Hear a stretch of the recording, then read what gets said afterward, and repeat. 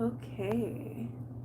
Hey guys, Lola Selene here. I also go by Island Turtle. Welcome to BOMISpirit. So, happy Friday, Aloha Friday, wherever you guys are in the world. Hold on, I'm just trying to fix this tripod situation for a second. Okay, there we go. We're sitting on the floor today for Aloha Friday.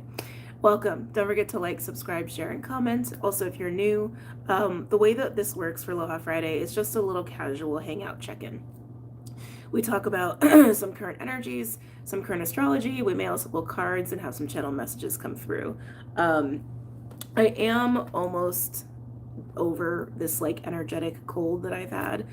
You can probably hear it in my voice that it's still with me. So I got my teas, I got water, I've got tissues. You might have to bear with me through that a little bit, okay? But hi, happy Friday, Aloha Friday, meaning just, be in the joy and love of the Friday that is today, okay?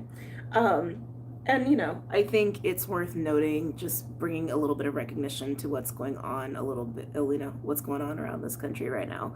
We're not going to talk a lot about it, just to offer some recognition and acknowledgement to those who are, well, first of all, staving off the crazy winter storm we have here in the United States right now. I hope you're staying warm.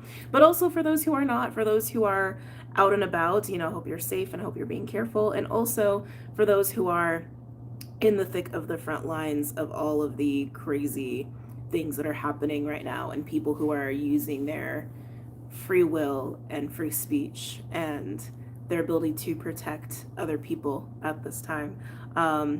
I think all of us have you in our thoughts. I think all of us are very aware of that, of what's going on, and just send you all the support that we can. So just recognizing you. But yeah, I do also hope everyone is staying warm here in the United States. And for those who are not in the United States, we have a crazy, crazy storm here right now. And I mean like crazy amounts of snow, ice, really like below frigid temperatures. I think in Minnesota, it's like -25, something like that. It's pretty crazy here. Let's see, maybe it is the theme. Thank God you're here. Don't forget to hit the like button. Yeah, thank you for that. Thank you. We're about to get slammed here in Massachusetts. Loving it though. Oh, good. I like, sometimes these like vibes, we got like a crazy winter storm. It is time to like get out the hot cocoa, get out some blankets, It's a nice cozy vibe. It's cozy over here too, but like I keep getting this nudge to go outside and I'm just like, I don't know. I really don't know about that. It hasn't even hit 20 degrees yet out here. It's like I woke up, it was 9 degrees, and then at some point we crossed into like 12. Like, we're not even at the 20 degree threshold. And I'm like, yeah, I don't know. I don't see me going outside, but I don't know. You never know. Anyway, but yeah, I hope everybody has had a great week. I hope everybody has been enjoying this crazy Aquarius conjunction that we've been in. What state are you in? I'm in Colorado. I'm in Massachusetts, not feeling it. I need to retire on an island. Better choose one real far south. I mean, even like Florida, granted Florida's a peninsula, but Florida's got islands. Florida's like in the 30s and 20s today, which is insane. So insane. So crazy. Yeah, choose a very, very far south island, man, for sure, if you want to go that route. It's been quite hectic. It's warmed up to a nice -11 here. I'm surprised at like how little the temperature has changed today. Like literally from early morning to like past noon, because it's past noon here, it only went up like 5 degrees, 6 degrees. That's kind of strange, So anyway, it is what it is. Michigan is so cold. Aloha. I'm in Florida right now, and it's actually so nice out today for the first time in weeks. Okay, definitely taking advantage of it. Oh, good. Enjoy. Enjoy. Yeah, maybe Puerto Rico or Hawaii. Yeah, Hawaii's really far south. I think sometimes people don't realize how far south it really is. Like, if you were to look at Hawaii on a map and just like, granted, the world is not, the world is spherical, but if you were to take like a two-dimensional map and look at Hawaii and just like draw a little line across, it's like the center of Mexico. Like, that's how far that, like, center southern Mexico, that's how far south Hawaii is. It's farther south than Florida. So when people tell you that the most southern point of the United States is Florida, it's not. It's actually Hawaii. Just putting that out there. What up, Denver? I'm working on moving there. Hawaii is expensive, though. It is expensive. I'm in Hawaii Kai right now, so blessed to be here. Oh, Hawaii Kai. Okay. They have the best Costco on the island, by the way. They really do. It's the best Costco in Oahu. It's never nearly as crowded as the other ones, and they have the greatest inventory. But Hawaii Kai, oh, God, he just took me back. Hawaii Kai is an amazing neighborhood. It is, it's kind of, pricey for sure. But it's such a great spot because, like, you're right outside of Honolulu, but you're like just enough like outside of it to where you're almost on the east side. So you have like a lot of that like nature and space around there, and it's very pretty. It's very pretty in Hawaii Kai if anybody's ever curious about going out there. Negative 24 Celsius. I'm in Toronto. It's negative 24. It's 50 Fahrenheit in London. You're a lot warmer than a lot of the United States right now, London. I'm just paying the HOA. I'm so lucky to have found this living situation. Oh, nice. Oh, that's super nice. Oh, well, congrats. That's a great position to be in Minnesota, and it's in Minnesota freezing here. I'm around Louisville. We're expecting a winter storm. We get all the snow, and I get a snow day on Sunday. Oh, there you go. Yeah, there's not too much snow coming down here. It's mostly just really, really freaking cold. It's a vibe. But let's kind of recenter a little bit. I want to bring some things to the collective's attention, just some of the astrological shifts that we have going on today and this weekend that actually will be important and giving a little bit of a window into the first half of February, the new moon Aquarius eclipse as well. And it has to do with Aquarius and Taurus. All right, so let's go ahead and get into that. Okay, so as a reminder, Mars is moving into Aquarius today, if you didn't feel that already. And on Sunday, we have a quarter moon in Taurus. So for those who are not familiar, quarter moons, part of the moon phases, right? We have new moon, we have first quarter moon, we have the full moon, and then we have the third quarter moon. And then we have waxing and waning crescents and gibbuses in between there, right? Quarter moons are interesting because I don't feel like they're as like punchy as like a new moon or a full moon, where new moon and full moon is more about like the peak of ebb and flow throughout the monthly cycle, right? Quarter moons are created when the sun is square the moon, okay? And it can create tension. It can create this like moment of reevaluation and just kind of like taking stock and checking in with where you're at in between the new moon and the full moon itself. Now, what's so interesting about Mars moving into Aquarius today, amidst this huge Aquarian conjunction we have, and the quarter moon in Taurus, is that the quarter moon is created from the sun in Aquarius squaring the moon in Taurus, okay? There's going to be a theme here for quite a while of Aquarius square Taurus. The first time we're tasting it is this Sunday with the quarter moon. The reason I'm bringing this to your attention is because right now we've been enjoying this conjunction, right? We've had Sun, Mercury, Mars, Venus, Vesta, Pluto, Chariklo, Pallas, all hanging out in Aquarius or transitioning out of Capricorn and into Aquarius. That's a lot of celestial bodies going into Aquarius, and more so than a typical season, right? Like more so than a typical sign season anyway. And it has been gifting a lot of people with this sense of harmony. This sense of harmony of your own truth, the sense of harmony of how you want to express yourself, this harmony with clarity of mind and what you want to do with that clarity, what you want to do with that truth. And we've also been seeing that play out on the global stage too. At least, well, I'm not gonna say global, but well, no, I'm gonna say that like out on the global stage too, where people are really exercising their voice, people are really exercising their autonomy, people are acting on their truth and what they feel in their bones to be true and what they know, and sticking to that. That's very Aquarian, right? It also has been bringing about some creative, playful energy for some people. It's been beautiful. We've been loving it. At least I hope you've been loving it. All that energy, all that aquaness will start to slowly move to Pisces as we get closer to Pisces season. And they're going to go one by one in their own little orbit cycles. But this Aquarius square Taurus energy, all of them on their way out will square Taurus. And what do we know is in Taurus? Uranus. So coming back full circle to my point here, this quarter moon is going to be a little bit of a preview, a little bit of a taste of what that's going to feel like when every celestial body that has been moving into Aquarius or enjoying this Aquarius energy goes and starts to get closer to Pisces, to where it'll start to square Uranus and Taurus. And this, again, will be happening one by one as we approach Pisces season. We're not going to really start feeling a lot of that until the full moon in Leo, till we're actually in February. So it's going to get really interesting, because when you have Aquarius square Taurus, and when I was talking with the Rainbow Tribe earlier today about this, when you have Aquarius square Taurus, you basically have the unique mind, critical thinking skills, intelligence, the voice of the people, right? The exercising of autonomy and personal freedom and truth. The energy of doing things away outside the norm, outside expectation, outside of rules. Squaring Taurus, which is about values, personal values and beliefs. When it's with Uranus, it has more of a generational, more broader expansion. It touches more of like collective energy than just the individual, because Uranus is a generational planet.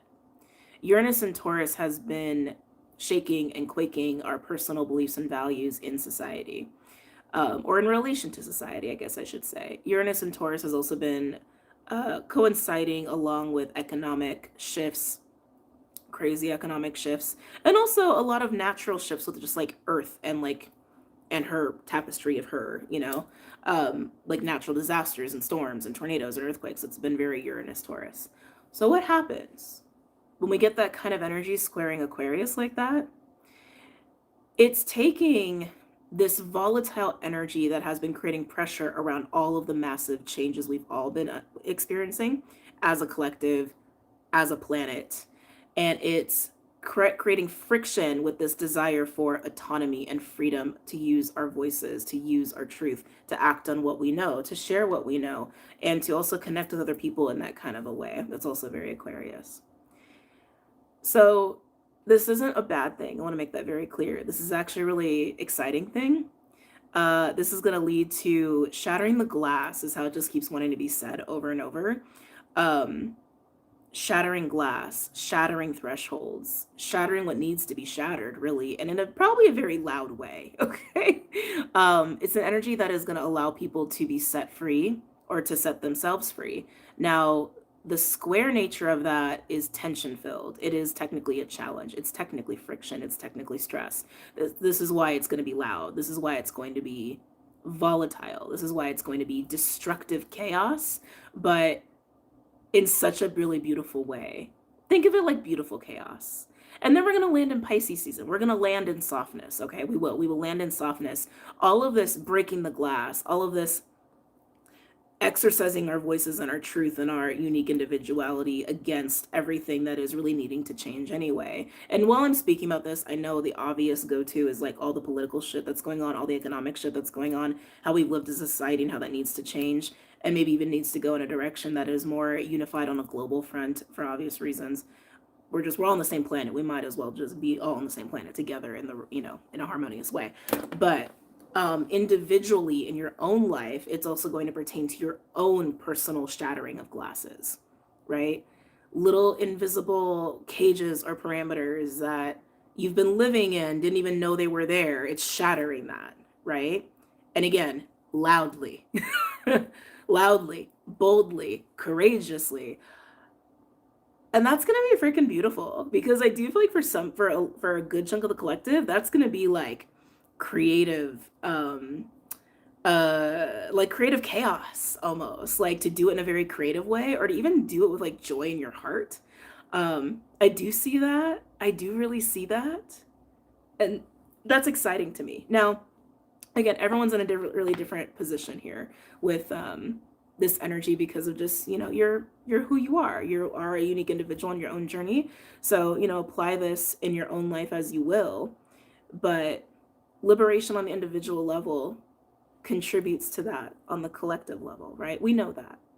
And there's going to be more loud chaos that happens on the global stage. That's part of the shattering of the glass. It needs to happen. It needs to happen. It's just very much necessary.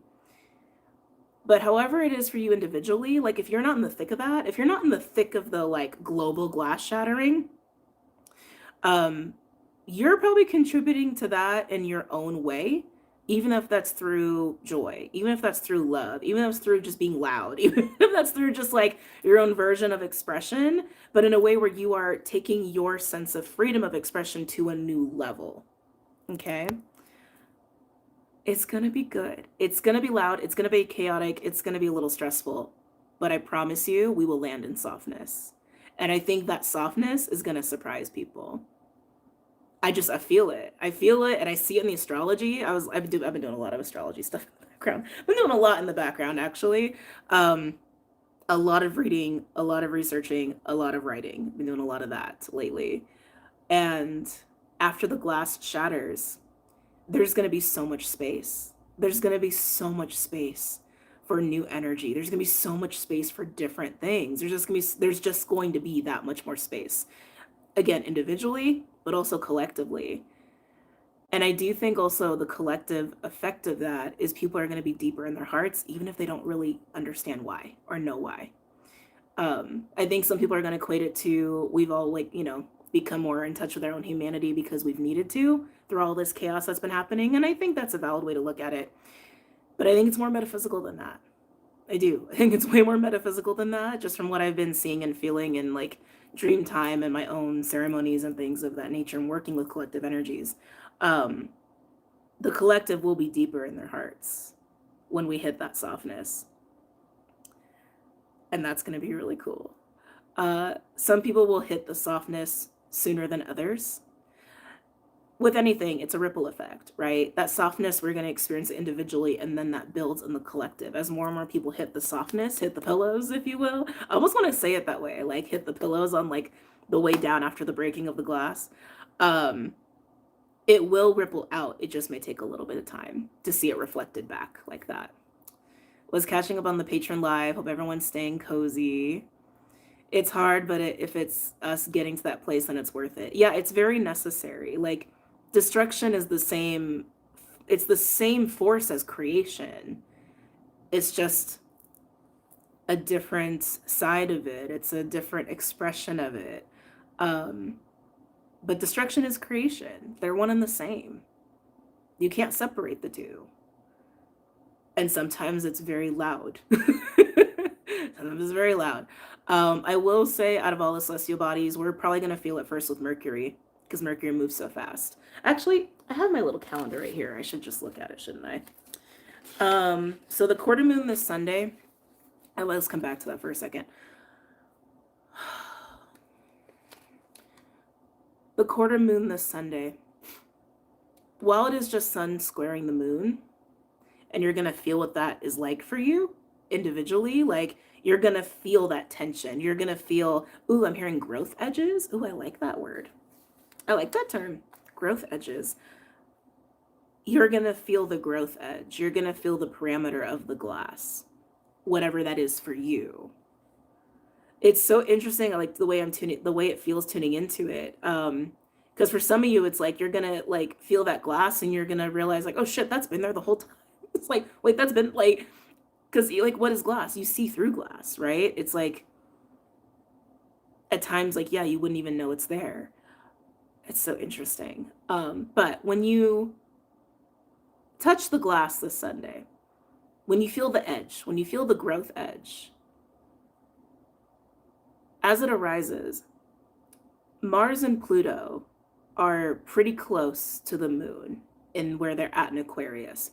Venus and Vesta and Chariklo and Pallas and the sun are a little further away from the degree point. The quarter moon in Taurus is happening at 5 degrees. What a week. Jana! Hey, Jana. Nice to see you in here. Yeah, it's been a week. It's been a week. So coming back, Mars and Pluto are with the moon on this quarter moon. So we're all gonna feel the edge. We're all gonna feel that growth edge. We're all gonna touch the glass, whatever that is for us personally, and also collectively we're seeing what that is, right? Having Mars and Pluto right there, they're malefics, right? They're malefic planets. Mars wants to create change. Mars actually likes to destroy. That's Mars's role in creation. Mars likes to change things by making things happen, but to make things happen, you actually do have to have some level of destruction at the same time to cause that kind of level of change. And again, in Aquarius, it's like we've been bathing in this Aquarian energy. We've been bathing in truth. We've been bathing in truth. We've been bathing in autonomy. We've been bathing in freedom. We've been bathing in creativity and intelligence and thinking, not thinking, making connections we don't normally make or can't normally see. Then Mars steps into the room and goes, oh, let's do something more with it. Let's do more. Let's do more. Let's do more with this shit. Pluto with the moon on a quarter moon. Oh, expect your intuition to be definitely heightened with Pluto being with the moon there, but also ambition. Oh, I just heard the word relentless. That feels positive though. Yeah, when Pluto gets into bed with Mars, that creates that really oh my God, I can't speak, I'm sorry. Amplifies the ambition component of Pluto. Well, they amplify each other. They both are relating to ambition. But again, ambition to really act from that knowing, act from what you know, act from that truth, act from that autonomy, and be loud about it, be bold about it, be confident about it. And that's fueling the moon, which is also fueling your emotional desire to do that, your emotional satisfaction to do that. Oh, no, sorry, not the moon, sun. Sorry, my bad. The moon is in Taurus. When all of that's working with the sun, that is your internal, like, drive. That's an internal, like, it relates to the identity, it relates to ego, right? So it relates to like those drives. But squaring the moon in Taurus, the moon is exalted in Taurus. The moon likes to be in Taurus. The moon likes comfort. The moon in Taurus likes comfort. Why can't I speak? I'm so sorry. Moon in Taurus really likes comfort, creature comforts, the material world. And so part of this touching the glass, whatever that is for you personally, may actually come with that. It may come with a push and pull of creature comforts, material comforts, and what you know is actually best for you, right? Some sort of truth that may conflict with material creature comforts. That's interesting. That's really interesting. So anyway, the first taste of that. So just be aware of what the glass is for you as you're feeling that. And then as we progress, Mercury will go into Pisces first. So Mercury is going to move into that square with Uranus first. Where's my calendar? And then Venus. Do I have all of them written down here? I don't think I have all of them written down. Mars doesn't do that until March. Vesta doesn't do that until March. And Pluto, as we know, is in Aquarius, is not going to reach, Uranus, Taurus energy. And as we know, the sun will do that mid-February when we get close into Pisces season. So yeah, the first experience of it is this quarter moon in Taurus on the Sunday. And then we're going to start to feel that at the beginning of February, right after the full moon Leo. Mercury will go square Uranus. And then Venus will go square Uranus. And then we'll have the new moon in Aquarius. And then and at the same time, the sun will be doing that with Uranus. Okay. So just to give you guys a little bit of a timeline gauge. Mercury, Venus, and then the sun. All in the first half of February. Building up to the new moon Aquarius, which we will have that very tight square of the new moon in Aquarius squaring Uranus Taurus. That energy, speaking briefly to the new moon Aquarius, as it is also coinciding with the Chinese New Year. Having a new moon in Aquarius already, as an eclipse, by the way, it's the first eclipse of the season, tightly squaring Uranus and Taurus, we are going to see more of that global implication, more than just the individual level, because of the Uranus component against a new moon cycle, but also because it is an eclipse. There's also some North Node energy too at that same time that is actually really magical and like kind of amazing. And I think is going to be adding some of that softness, like the landing on the pillow, so to speak, just kind of allowing to like usher that in as we're at the peak of that square Taurus energy. So I feel like I'm kind of like letting the topic get away from me. So just know just know all this amazing stuff that you're feeling in Aquarius vibes, any sort of clarity you're having, any sort of creative vibes that you're in, any sort of exercising of your freedom and autonomy are going to be playing a huge role in theme in terms of where are your glass edges, where are your growth edges that Aquarius energy is wanting you to break and wanting you to shatter. And for some of you that may contribute to more collective efforts, right, with social justice or volunteering or what have you. But I still think it's going to be individual first and foremost, okay? Yeah. And then we're going to land in softness. And it will happen. It will. Over time, it will happen. But I just wanted to share that with you guys and to have that in your awareness at this time. Let's see. I've also noticed Cancers and Taurus people even get along. Oh, Cancers and Tauruses? Oh, yeah. That's like, Cancer and Taurus is a great match. They both are very homey. Both of them. Like, Cancer loves a good, like, stable, comfy, like, home environment. Taurus loves anything that feels good, especially if it's relating to home, nesting, food. Like, a Cancer and a Taurus could have a very long-standing relationship just based off of, like, domestic creature comforts, to be honest with you. That's a great match. And they're both really loyal too. They're both very, very loyal and very dedicated. Like once a Taurus is in, they're in, and same with a Cancer. Unless you fuck up with a Cancer, then they will make their way out. Maybe not really fast, but once the Cancer is done with you, they'll slowly get themselves detached, and then once they're gone, and they're done. Let's see. Two of my Cancer besties are Taurus. As a Cancer, one of my best friends is a Taurus. Right now, we're just preparing for -9 weather. Oh, good Lord.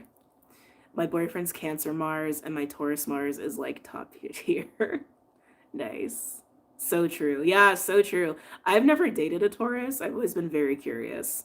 Or I guess like a Taurus rising might be better. Not Taurus. I mean, I'm a Scorpio. I don't know. That opposition can be tricky sometimes. Yeah, and Taurus rising. I need a Taurus rising in my life.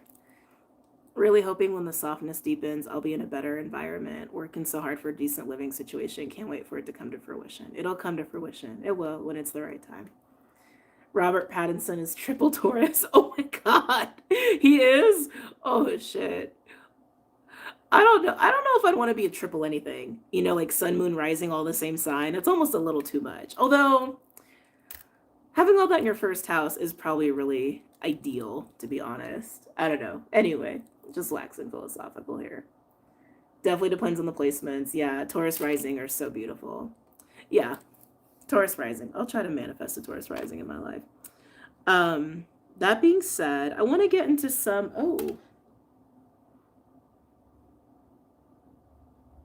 Some of fairies is coming up. I was going to move into a collective read. Hold on, let me do this timestamp. I don't have a... Oh, no, that's a lie. I do have a fairy deck. It's just a different kind of vibe than what I'm picking up on right now. Fairies can be significant for some of you. I think that's just confirmation. Feeling held by nature, working with nature. Some of you guys may be doing more of that.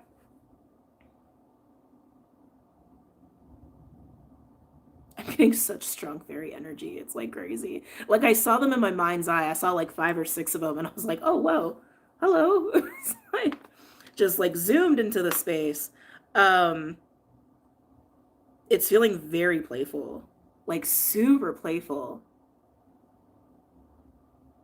Definitely an encouragement to play with nature. Now I know at least in the Northern Hemisphere, it's winter. If you're in the Southern Hemisphere, you probably could do that more easily. And I know when it's like cold, we don't want to go outside, but even in the winter, it is important to make some time for nature every once in a while. Even if it's cold, we know how to bundle up, right? I don't suggest doing it like on a day like today, you know. It's a special kind of day, weather-wise. But it is important to do that. I was just speaking to some girlfriends about a fairy-themed Valentine's Day. Oh, cute. Triple threat or Cap, Sun, Cancer, Moon, and Aries rising. Ooh, Ooh, depending on the degree placements, that's a T-square right there. Ooh, that sounds intense. Actually, I had a dream about T-squares the other night. Not important for here though. Wow, I'm having a really hard time staying focused. I apologize, guys. Um, but yeah, I think fairies coming up, it's just a reminder to play. It's a reminder to play with nature specifically. And if you are doing that, I wouldn't be surprised if like you are also maybe learning a little bit more about nature at this time. And it doesn't have to be herbalism. I know that's like an easy outlet for that. And maybe some of you guys that is the case, but some of you guys it could be more specific, like learning about nature in your area. Could even be learning about animals. I'm getting this like hard like push and nudge to put that message out here that it's okay to embrace nature in various ways right now in a playful way. It's actually really good for the soul to be doing that right now. Because even when we like go walk in nature and are just happy to do so, it's a symbiotic relationship. Like that impacts the nature around us, and then in turn, nature is impacting us, right? So that's just coming up here. Yeah, that even if you just take like a walk, like a nice happy walk, that actually does a lot for nature, and in turn, that also does something for you. That feels like a hardcore invitation. For some of you, that feels like an invite. I do nature conservatorship and trail maintenance in Oahu. It's so fulfilling. Oh, that's so amazing. Oh, I won't lie, I'm a little jelly. When I lived there, I started looking into it, and only after I like, a lot of people remember my first half of my time in Hawaii. There was some stuff going on relationship wise, and then I was free. And once I got free, I started looking into it, and then I didn't end up staying as long as I wanted to, and it just didn't work out. But that's amazing. Yeah, if any of you like live in Hawaii or you're like moving to Hawaii and you want to get involved, there's so many ways to get involved with helping out with just the ecosystems there. They have amazing programs. I'm just putting it out there. And there probably are actually, I'm even just going to say it right here.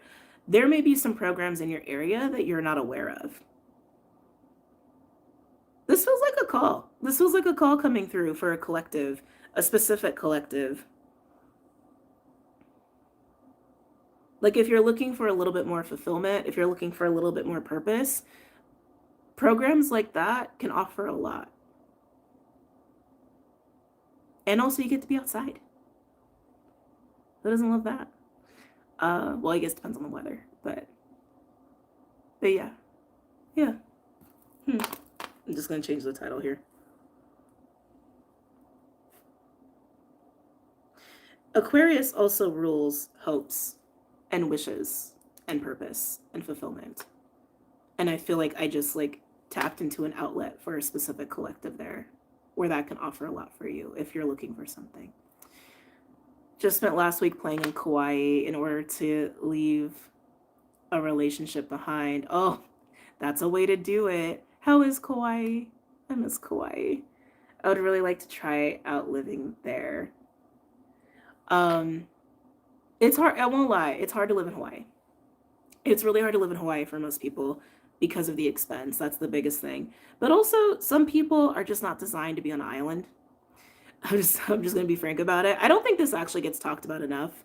Hawaii's not for everybody. It's really not. As much as I rave about it, y'all know I love it. I will love it to the day I die. It's not really is not the place for everybody. Some people just don't do well in an island environment. And some people get that whole like island fever, cabin fever thing, and they can't take it, even though they're like living in paradise. And that's okay, to each their own, right? But yeah, something to keep in mind. And also, Hawaii is like not a place of convenience. And some people aren't prepared for that either. I don't know why this turned into a whole Hawaii talk. I guess, just sharing information. Some people aren't ready to live without that kind of level of convenience. Other people are totally fine with it, right? So everyone is different. It's definitely a different kind of lifestyle. And if you are the average person, financially, you're going to have to get creative, and people are very creative there financially, and people make it work. And there is a great sense of community there if you're living in that way. And there's definitely a divide that I've seen in Hawaii. And anyone else, you know, feel free to throw their own experiences out there because everyone's experience is different. But I do feel like there's a pretty strong divide in Hawaii of people who are living that way and then people who are still trying to live in convenience, which actually is not great for Hawaii, like as a system, and then it harms other people in the process economically. So it's a very strange thing, you know. It's like it is a place where you can live in harmony with other people and you can live sustainably and you can do that, but there's so many pockets of Hawaii where that's not happening as well. So it's, you know, things to consider. Um, yeah, but it is magical. It's mystical. It's so healing. Even if you just want to take a trip, obviously you don't have to move there. Um, and I actually would recommend not moving there unless you've been there at least once. You know, some people are spontaneous like that. But it's magical, it's mystical, it's very healing. We're dedicated to bring the tribe back around the fire. One with my girlfriend who's local, so loved as a local all week. Love that experience. Yeah, we got the Kama'aina treatment. Yeah. Be aware of rat lungworm in Hawaii. Oh, interesting. That's your thing too. Because it is an island and it is its own little like closed ecosystem, like, you know, animals, diseases, certain things like that. A little different there than on the mainland for sure. So something else to be prepared for. I know there's also a special situation with TB as well. I don't know if that's just like the military component of Oahu, but anyway, not important. We're getting way off topic here. Let's come back. Let's come back to the present moment.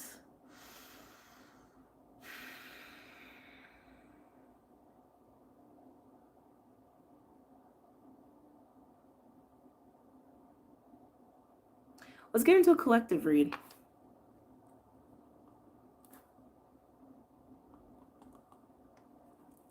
Okay. Yeah, I'll sip a tea first.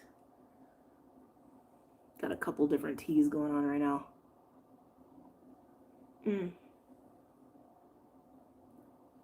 All right. I brought a couple of my decks out of commission.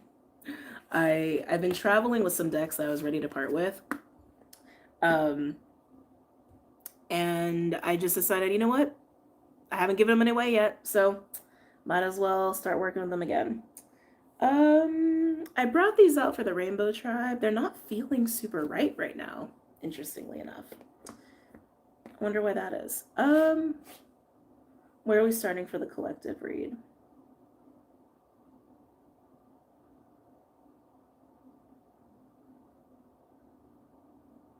Okay.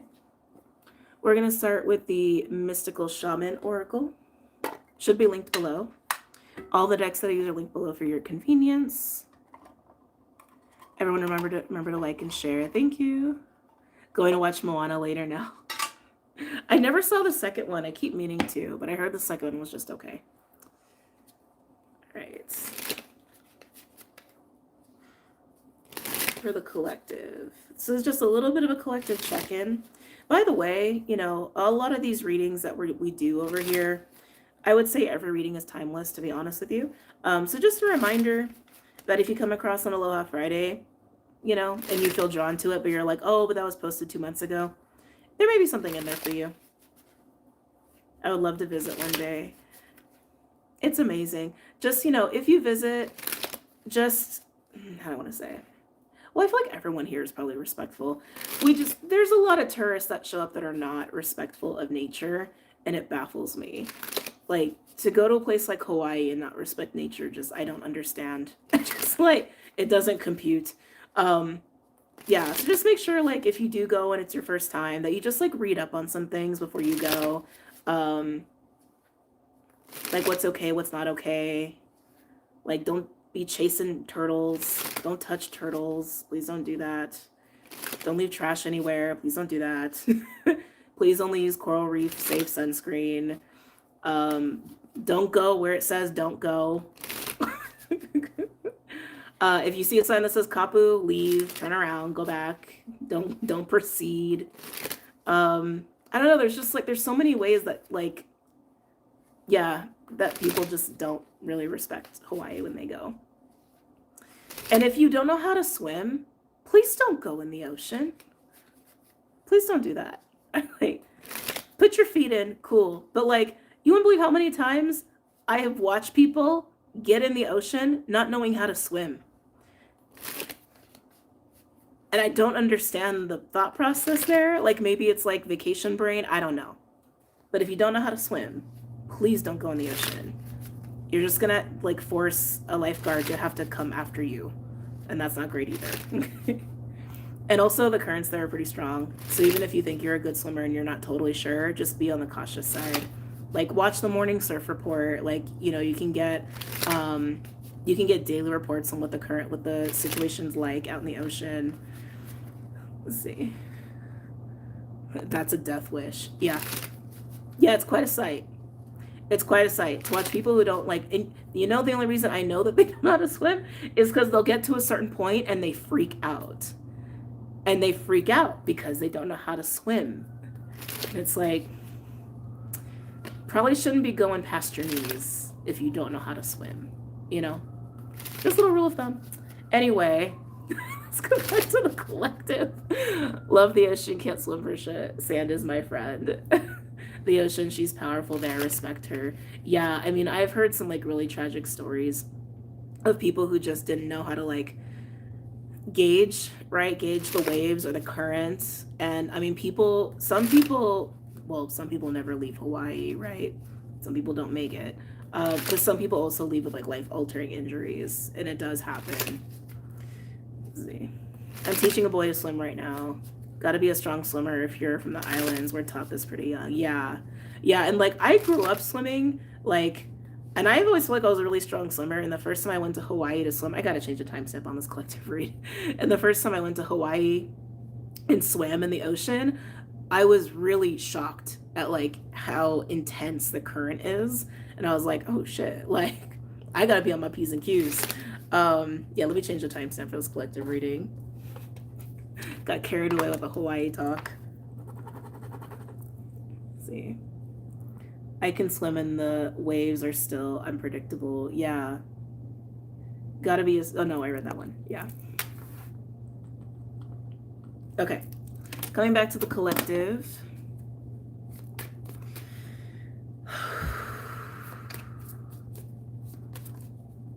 Anchoring into the collective energy in the present moment. Any messages or insights for the collective's highest good at this time?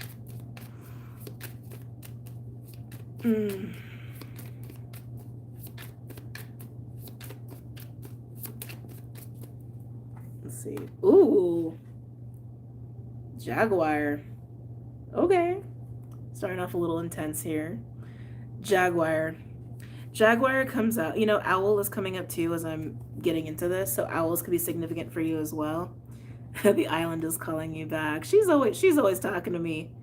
She's always talking to me for sure.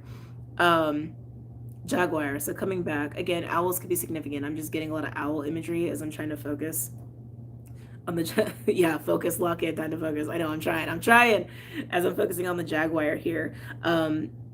Night, the energy of night or night scenes is coming up. Maybe you're having a lot of dreams that are taking place like at night. Like, you know, sometimes when you dream, you're like on a whole different planet, or it looks like it's daytime or it's nighttime. I'm just getting a lot of references to nighttime. But in the sense of what that energy is, not necessarily literal, but obviously it could be literal for some of you. I am getting a ripping wave illusions here. Like with Jaguar, this confrontation a little bit. This is the rubbing against the glass. Yeah, this is helping to rub against the glass. Jaguar as a medicine can bring about the medicine of war, and war can be a medicine. We've talked about that.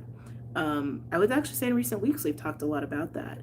But Jaguar also comes up to evoke your ferocity, evoke your passion, evoke your fire and clarity, discernment, right? The kind of discernment of a hunter, the kind of discernment of, well, I almost wanted to say a predator, but a hunter, we'll say hunter. Those kinds of like precise hunting instincts, right? to be able to see something for what it is, identify it as what it is, and act accordingly. Jaguar also comes out when we are ripping illusions away too. She also carries that medicine. All of that, I think, really touches on everything we've spoken about earlier in the current astrology and current events of what's going on here. Yeah, the owl. I keep seeing the owl. There's no owl in this card, but I just keep seeing it. Some of you are working with both of these energies. Jaguar and owl are both feminine-centered medicines as well. Well, where, oh my God, I can't speak.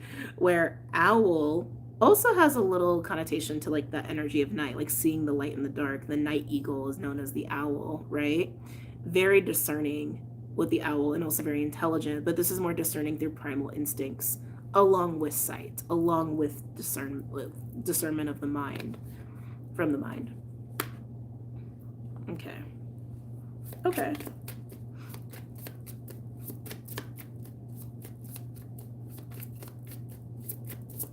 Anything else for the collective at this time?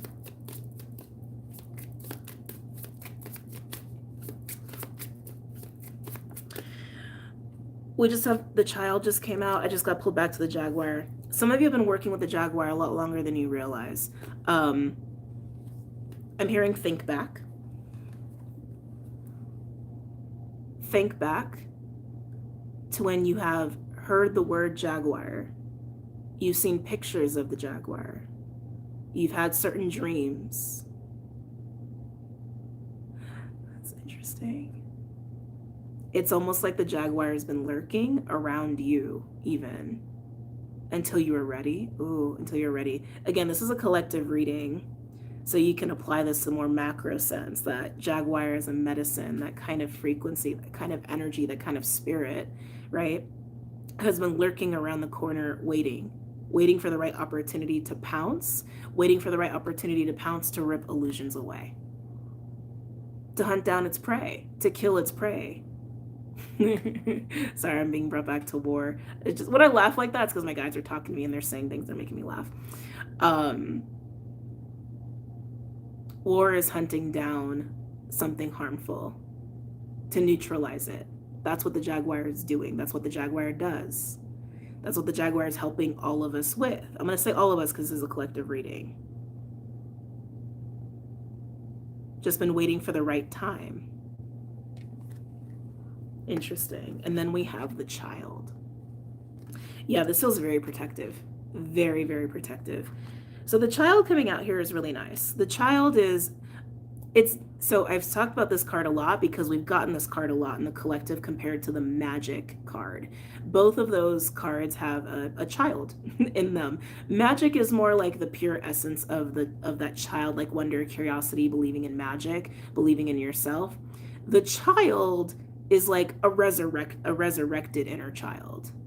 It's recovering the child. It's recovering that magic from what had compromised it. It's reclaiming it. It's recovering it. The Jaguar is helping to recover the child. I just keep getting it's been a timing thing though. It's been a timing thing. We're doing collective right now. Ooh. All right. Get a third.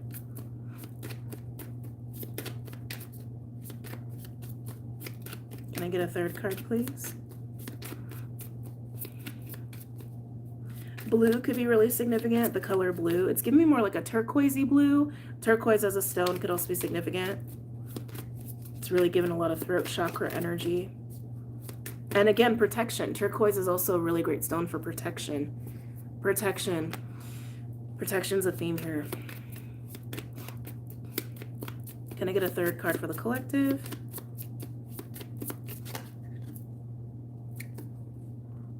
Thunder. Look at all that buffalo. Thunder. It's a card of change. It's similar to the Tower, but it's more like you feel it coming. You feel it coming. You hear it coming. You know it's coming. It's a big change that's coming. We're not shocked. I feel like honestly, Everyone on this planet is just accustomed to feeling this constant, perpetual big change. Like, just never ending shifting collectively. I think we're all used to that at this point. I do wonder too when Uranus goes back into Gemini. Ooh, when does that happen?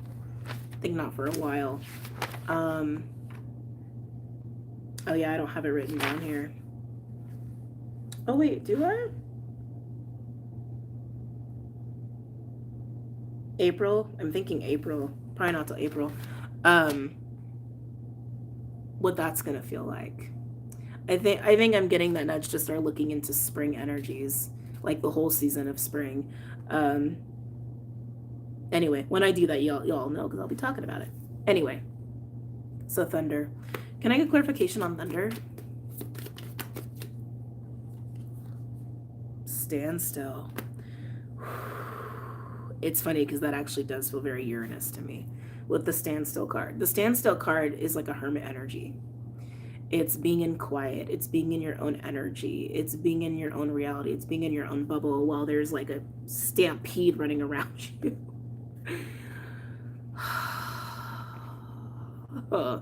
Yeah. So coming back to the glass. The jaguar is going to help us break the glass.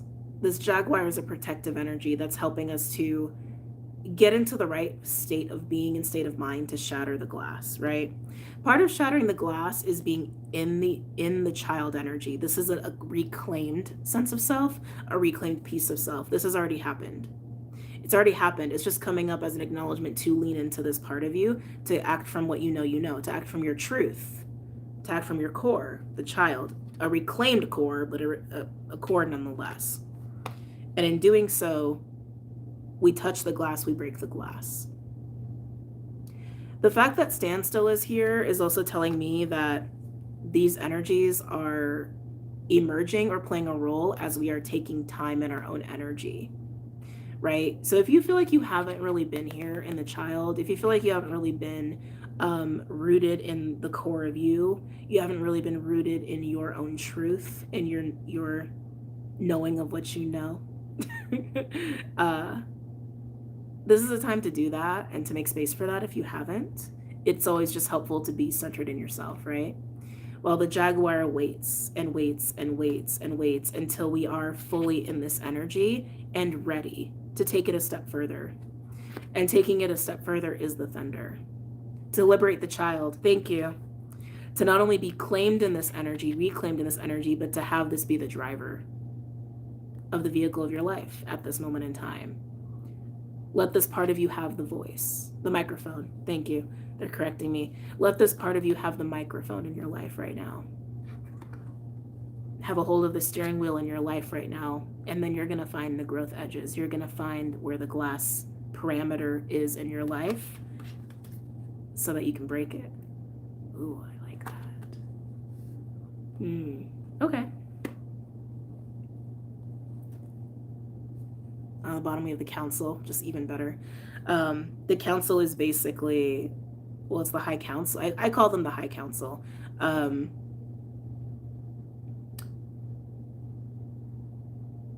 They are forces aligned with creator that are beyond the container, is how I look at that. Like,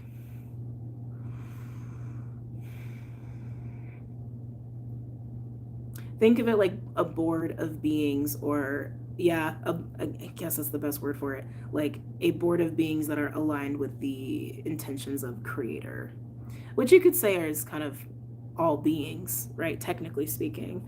For some of you, you may interpret this as your own guides. You may interpret this as your own spirit team. You may interpret this as angels. You may interpret this as star family. It's however that arises for you in your own reality of how you perceive the council. But that's essentially what that is. Yeah, nice. Also to say, when this card comes out, it is also another, it's on a bit of a nod to the hermit energy too, because it's saying, listen. Listen, there's something to hear. Listen, there's something to hear. Listen, there's some, like, stop, be quiet. There's something to feel. There's something to see. There's something to know. There's something to pay attention to that can only be received in quiet. received when you are in your own energy. And I don't know if it was here on Patreon, where someone said like, oh, I've gotten off social media, I'm like not talking to people, or you know, I'm not watching anything. That's that kind of energy too. When we feel drawn to like not consume so much in the external reality, right? That's us taking that standstill energy to really be in our own energy. Yeah. Okay. Very interesting collective read. Let's move on. Let's mosey. God, this blue. I keep seeing that blue came up again. Again, turquoise can be a really powerful stone for a lot of us right now. It's such a striking blue. I mean, turquoise is a very striking blue in general.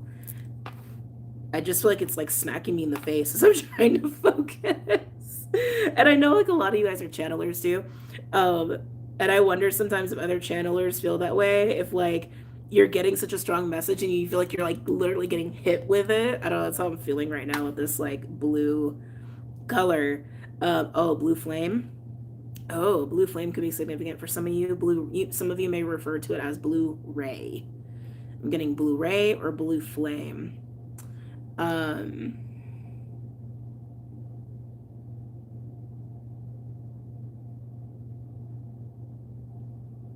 Just seeing if anything else wants to come through before I continue. Okay, this is just like a really quick one. Hold on a second.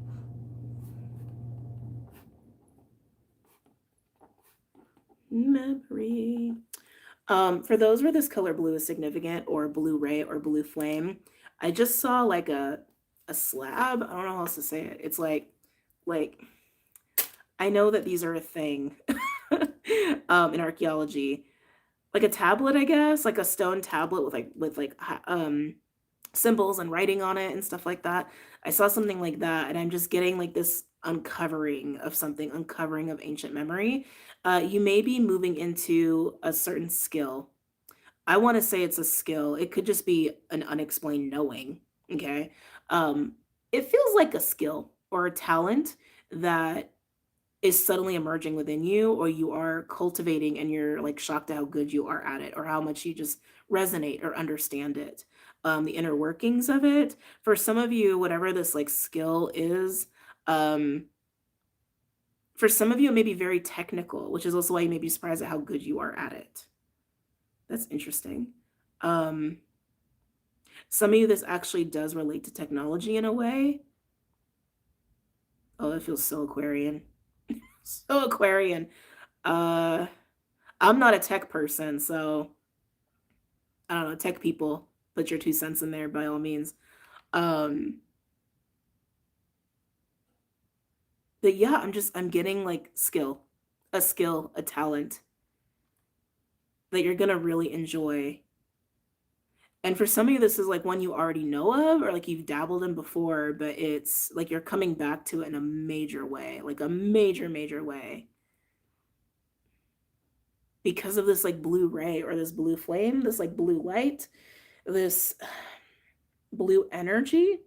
Again, this could also relate to the throat or the third eye. Some of you, this talent or this gift or skill could relate to speech in some way, or how you work with truth. Or how you work with truth. I don't know why I want to do that. That's interesting. How you work with truth, maybe, and how you like figure things out.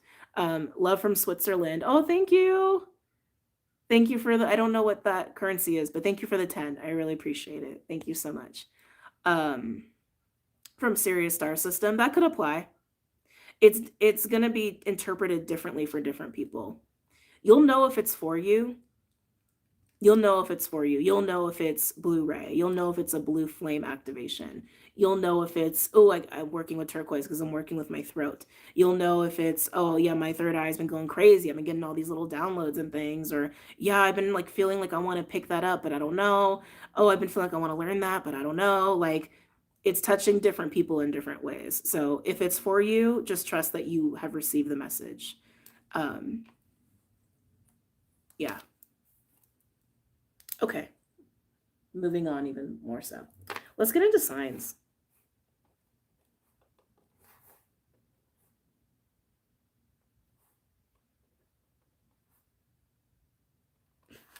It's like, did I forget the signs for a minute?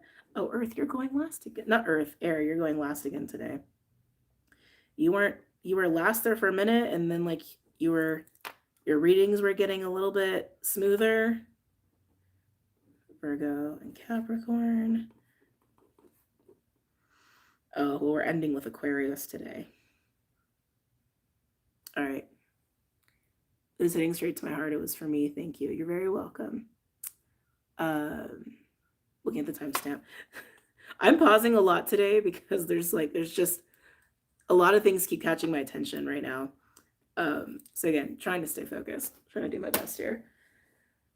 Starting with fire signs. Ooh, that could be interesting. Or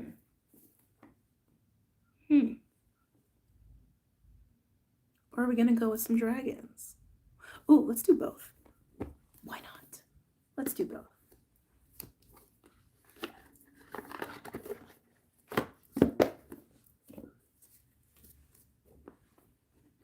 Dragons were loud this morning. Rainbow Tribe knows. Dragons are very loud this morning. You may have even felt that.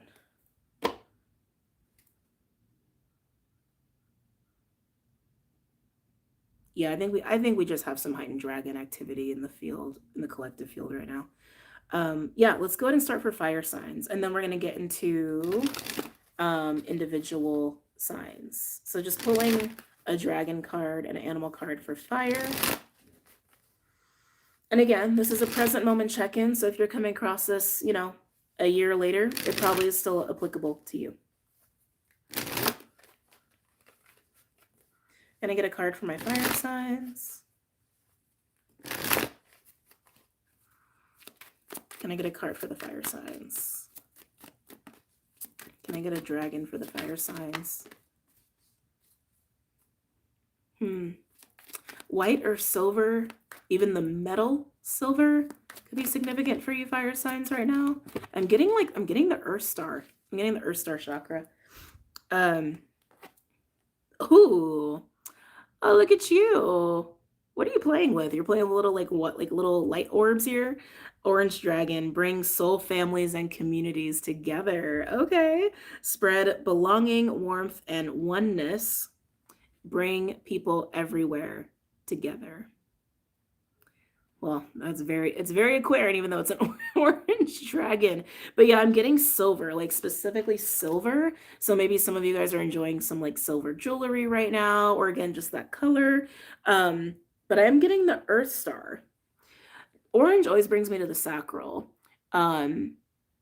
This particular dragon, though, is clearly a bridge of relationships. It flew out of my hand. A relationship bridge, a community bridge. It does feel like doing that from passion, bringing people together in passion, bringing people together in fun, shared passions, shared skills. Fire signs. You may be meeting people right now if you decide to invest in your personal passions, especially if it puts you out in the world a little bit. And that can even be through social media. It doesn't have to be in person, but in person, I think would have a big impact right now in your life. Yeah, I keep seeing silver. Like, there's a huge reference to silver here. I keep getting distracted from the Earth Star. Why is the Earth Star coming up for fire signs?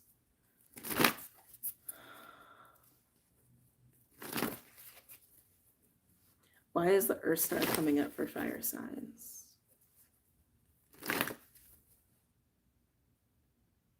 I'm getting two things there. So again, take it as you will, because I'm reading for a lot of people.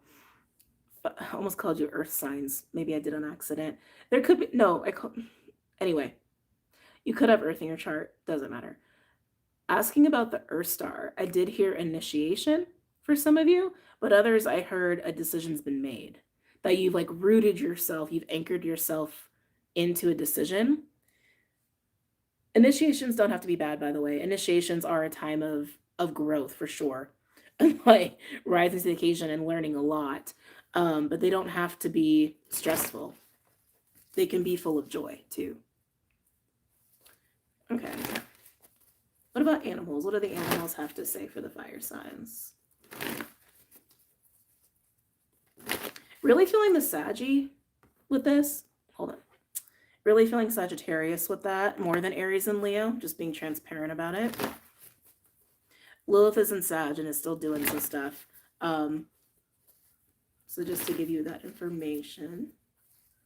Can I get an animal for my fire signs, please?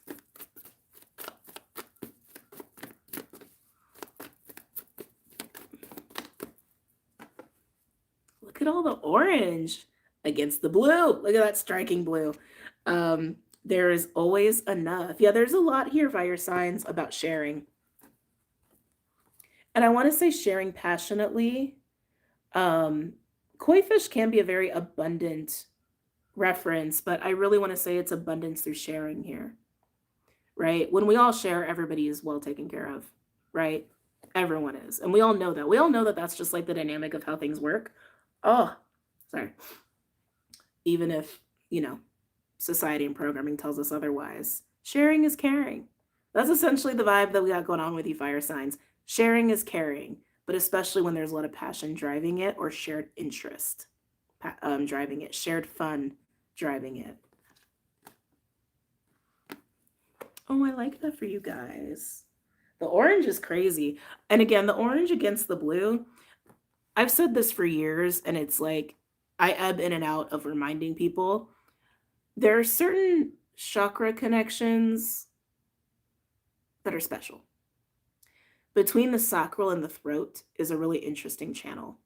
And yes, you have the heart in between, you have the solar in between, but the sacral and the throat are both centers of expression. The sacral is more like creative expression, passion, right? That kind of expression. The throat is more communicative. It's more about expression of truth, while the other is more an expression of spirit, an expression of creation, an expression of mana, right? Because of that, they both have that shared quality to them.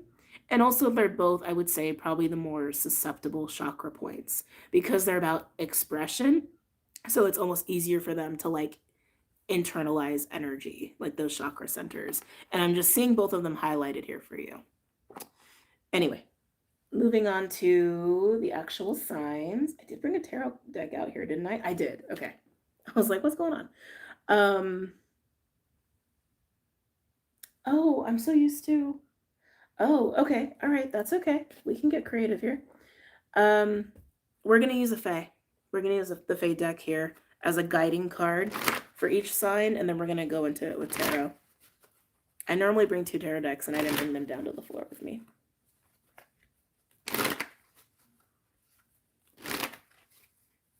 Can I get a card for Aries?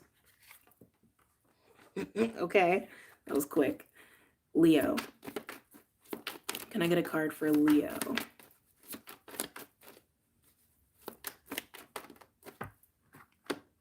And Sagittarius.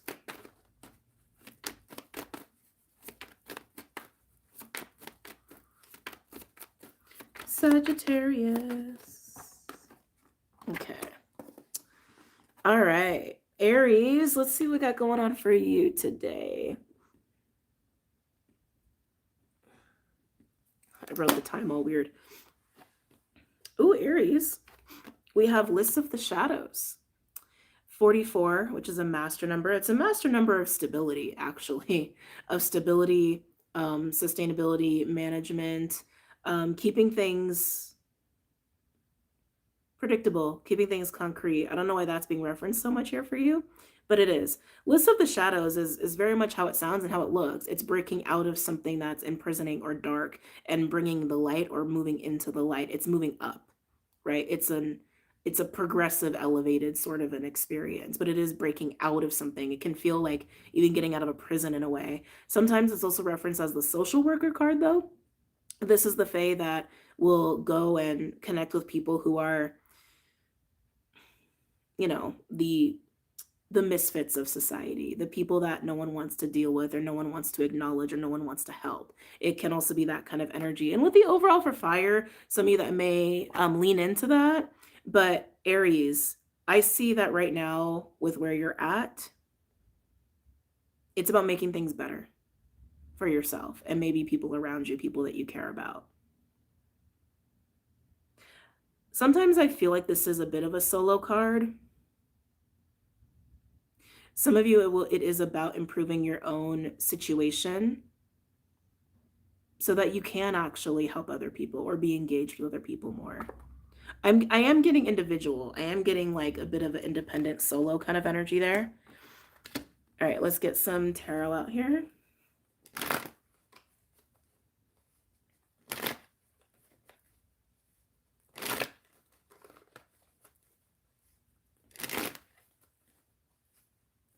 Tell me more what's going on here for Aries. They're showing me the King of Cups. We'll see if he comes out.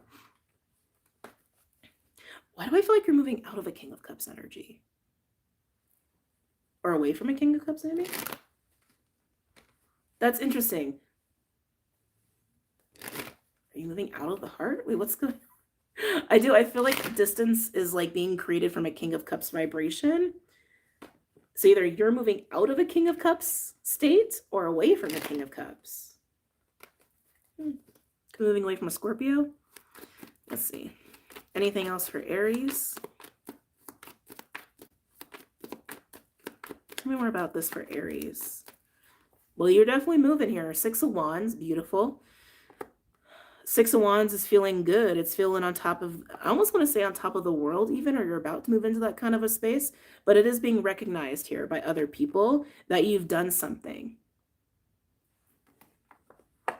You're recognizing that you have been making progress in some way, or you've been elevating in some way. I'm getting a lot of movement with you.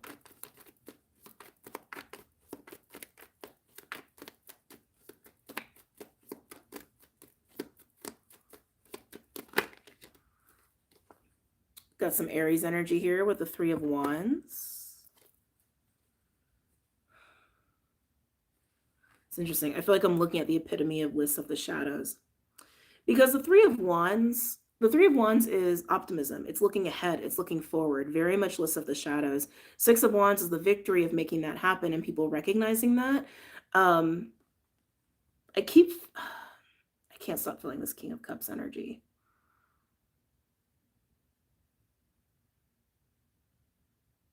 I'm also getting the word hope.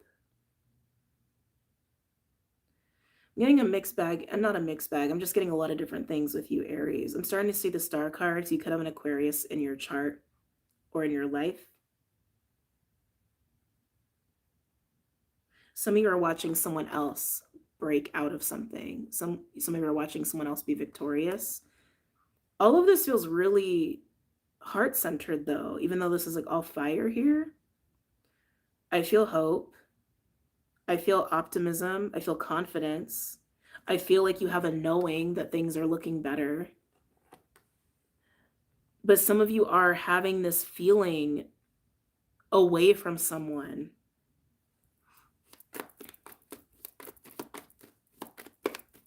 Can I get another card for Aries? And then we get the Watcher. Page of Swords. Then we get the person who likes to watch.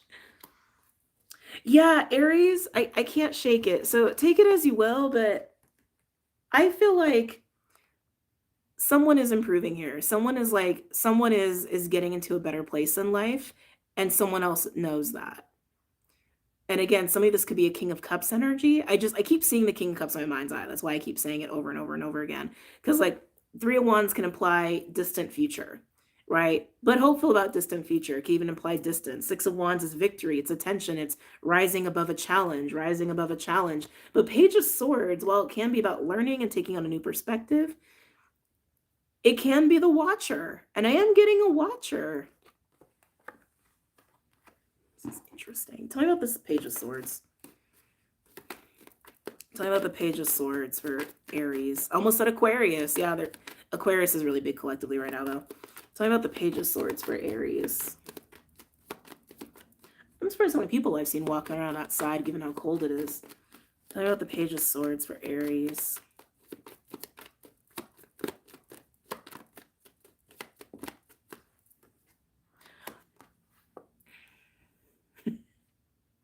Ace of Cups.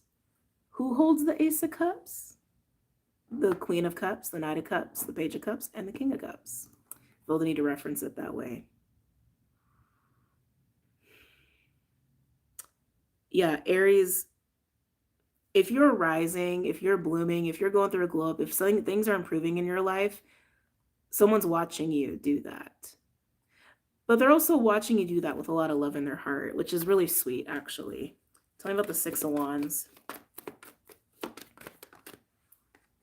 Yeah, interesting. Six of Wands with the Five of Cups. You've overcome some sadness here. You've overcome some hardship. It feels more like disappointment than anything. It feels like disappointment and a little bit of frustration. You've overcome that. You're moving away from that. You're over that. I really want to say you're in the sunlight. You're heading to the sun. You're in the sunlight now. You'll have Justice on the bottom. Talking about Three of Wands for Aries. Ooh, look at what you're putting behind you.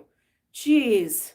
Nine of Wands on the 10 of Wands. Yeah, it's like, again, you're dropping a lot. You're rising. You're rising out of the shadows, quite literally here. Even if another person isn't going with you or is watching from afar. But look at what you're leaving behind. It's a hell of a lot of weight. It's a hell of a lot of weight. It's a hell of a lot of burden. It's a hell of a lot of frustration. Really lightening your soul here, Aries. So I'm not getting like super strong specifics here. But we don't need them, right? You know how this applies in your own life. I'm curious about this Page of Swords, though. Tell me more about this Page of Swords and the Ace of Cups for Aries. Yeah, Aries, you got a secret observer over here. And I really want to say observer. Like, I don't even want to like use the word spy. I don't, like I'm not feeling that. Like, it just feels like someone's observing you.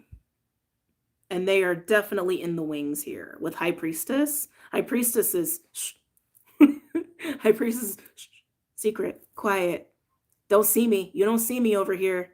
You don't see me over here watching from whatever corner they're watching you from. But again, they're doing it with the Ace of Cups. They're doing it with a lot of love in their heart. Just very quietly. Oh, Aries. It's actually really sweet. All right, moving on. Let's go to Leo.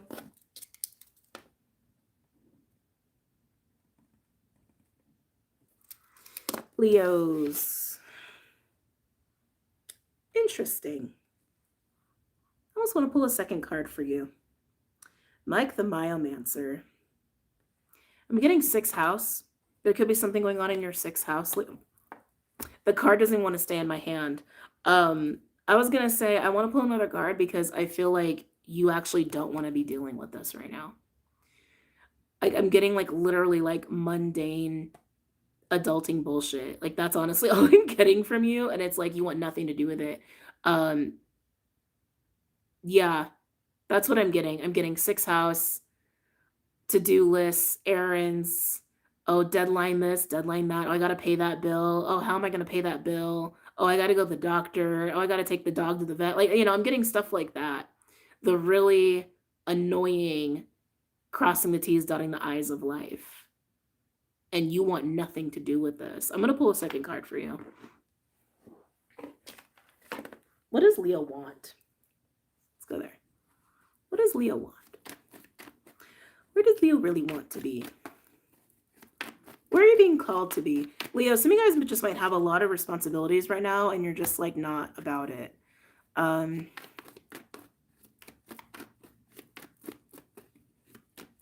of you, your 6th house could be Aquarius. I only say that because we have so much aqua going in there right now. And also, I didn't talk about this in the last week or so, but all that aqua energy, having the sun there and also Mars now joining the party and also Mercury, like these kind of planets that have a little bit of like momentum energy, like a little bit of fire to them. Like Mercury's fast. Mars is that like Martian masculine fire action. The sun is also solar energy, again, energy of the sun, right? It's like, it's that fire, it's that solar plexus vibe. Whatever your personal houses of Aquarius are, there could be a lot happening there right now. Like faster and faster and faster and faster. That could be something you've been experiencing this last week. And I'm getting that here for some of you Leos, that like you've been bombarded by a lot of like crossing T's, dotting I's of life. and maybe in some ways that have been unexpected or just kind of overwhelming. And I'm wondering if it has to do with your house of Aquarius. It doesn't have to, but it wouldn't shock me, especially if it's the 6th house. All right, anyway, what does Leo really want? What do you want, Leo? Where would you rather be right now? What's calling you? What's calling you? Because you don't want to be here, which means you want to be somewhere else. So where is your soul calling you right now? Where is your soul calling you right now, Leo? Don't know who we're on, but that's 100% me right now. We're on Leo. Where do you want to be right now? Oh, Leo. You know, you guys also had a batch of rough readings for a while, and then that shifted around, and then air got hit pretty hard. I feel like I'm looking at old energy for you. We have Soul Shrinker and Oh That Gnome. I think you guys need to let off some steam, okay? I think you need to have a little fun. I think you need a little vacay or something, because this is giving me pessimistic. This is giving me annoyed, is what this is giving me. Soul Shrinker is like the negative shit we say. It's the negative like thought forms. It's like, it's the power of negative thoughts and negative words on the self and other people, right? It's like curses even. Maybe you're cursing a lot these days. Actually, some of you I think probably are. But Oh That Gnome is chaos. Oh That Gnome is chaos. And sometimes he can also be like fun chaos. I feel like you want to shake something up. That's what I feel with you. I feel like you're frustrated. I feel like you're kind of tired. I feel like you're a little ornery, okay? And I think you need to blow some steam, but I think the way that like wherever you're at in this, it's like, no, I want to cause a little drama. I want to shake the room. I want to like do something outrageous. So just be careful with that, Leo. Some of you are feeling resentful of having to do this, and you may be feeling that way towards someone else. Interesting. Some of you guys are cleaning up another person's mess. I don't know, that just came through. Some of you guys are cleaning up another person's mess. But we do have He of the Fiery Sword on the bottom. It's masculine principle. This comes out when we're ready to wield our own authority to do what we got to do. Whether you are going to shake something up or whether you're going to clean house. Okay? But it is wielding your authority to wield that sword to destroy in order to create. So you are actually being asked to embrace that destruction constructively. Constructively. Constructively. I just had to say it again. Okay? Oh, what's going on with the Leos? Let's take a look.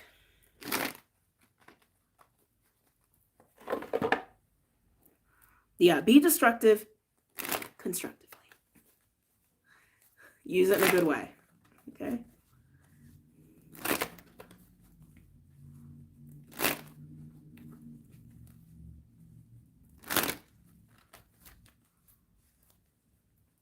What's going on for Leos? What is happening with Leos here? Oh, not what I expected. We have Knight of Cups, Pisces energy. Why is the Knight of Cups here for Leo?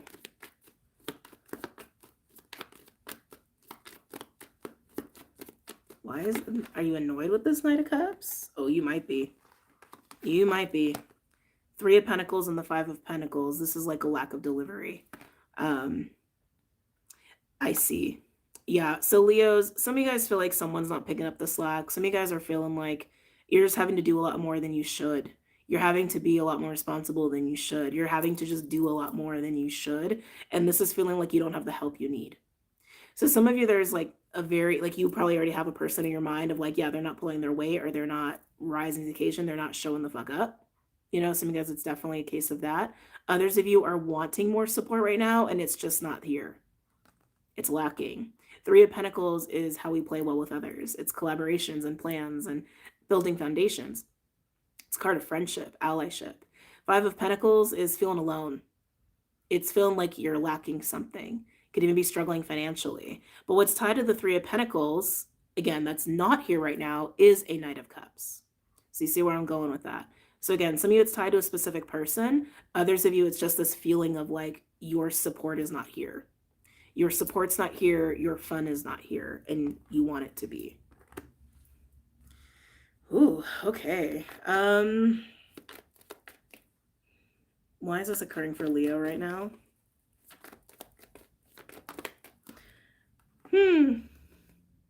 King of Cups showing up in your reading. I kept seeing that in the Aries reading. Why is the King of Cups here?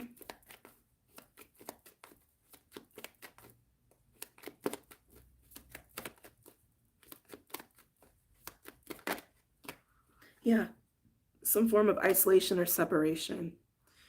So for some of you, if this is tied to a specific person, actually, to be honest, Leo, yeah. Oh, that's unfortunate. Okay. So I just got to be real with what I'm getting, and this is not to scare anybody. It would be confirmation of what you already know. If you're feeling like you don't have the help that you need from a specific person, I'm actually getting the energy of sick is something I am getting. I am getting the energy of like someone's like got a flu or a cold or something else, or someone's like lacking the physical capability. I don't normally read that with the King of Cups and the Four of Swords. If anything, I would read this as emotional distance, and someone could be emotionally distant with you, but I'm actually getting it's like someone does like literally doesn't have like physical capability or energy. Four of Swords is sleeping. Four of Swords is laying down, taking a nap. It's resting the body so that the mind could be clear, or even just to recover. But I am getting that for some of you, and that can be a hard situation to be in.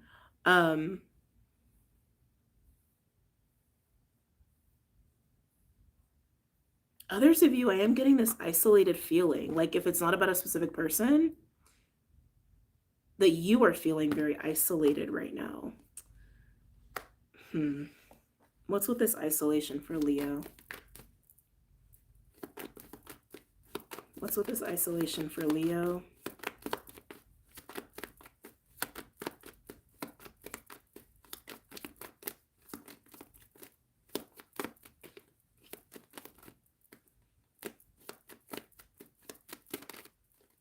Yeah, you're done with it. The Fool. Leo, we're going to pull more cards in a minute here, but if you're not like dealing with someone who's, you know, that you're obligated to or tied to, that's not showing the fuck up for whatever reason, valid reasons or not so valid reasons, if you're more like riding solo and you're just like really needing some support because you're kind of going through it right now, I see you really wanting to just abandon ship. I am seeing that here. Like you're just wanting to like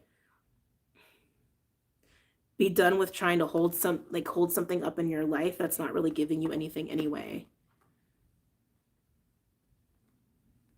And that might actually be what is best for you.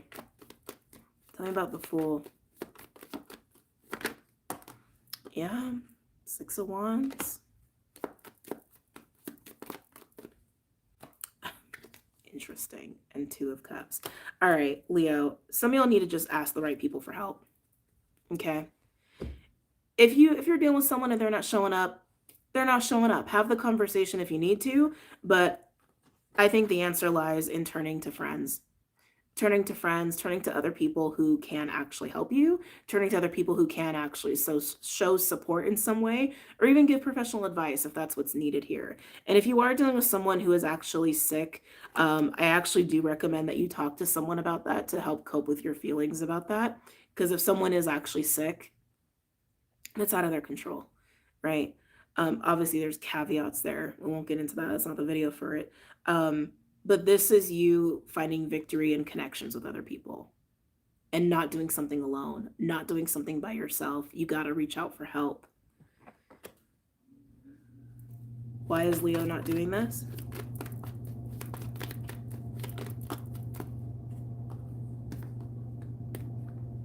Interesting. That's why you're not doing it. King of Wands and the Ten of Pentacles. Some of y'all aren't doing it out of pride. Just gotta call a spade there. But this is almost giving me the feeling of like I can't leave. Like I can't leave is also what I'm hearing. I can't leave. I can't leave. I can't leave. Talk about King of Wands and the Ten of Pentacles. What is this? I can't leave.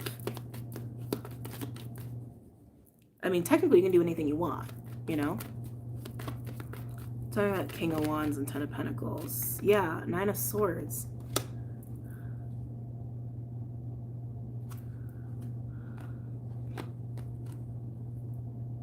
That's just the message. So I'm just going to trust that that's the message that needs to be heard. Some of you aren't reaching out for help from the right people or the right person because you're afraid to leave something.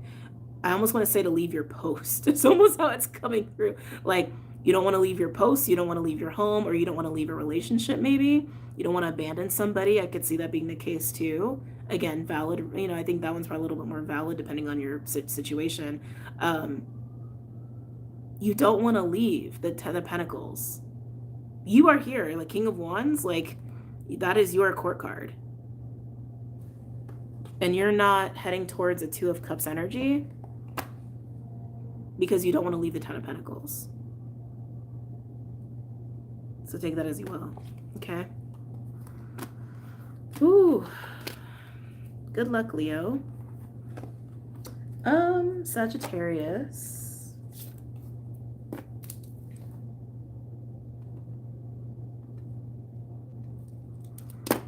Sagittarius.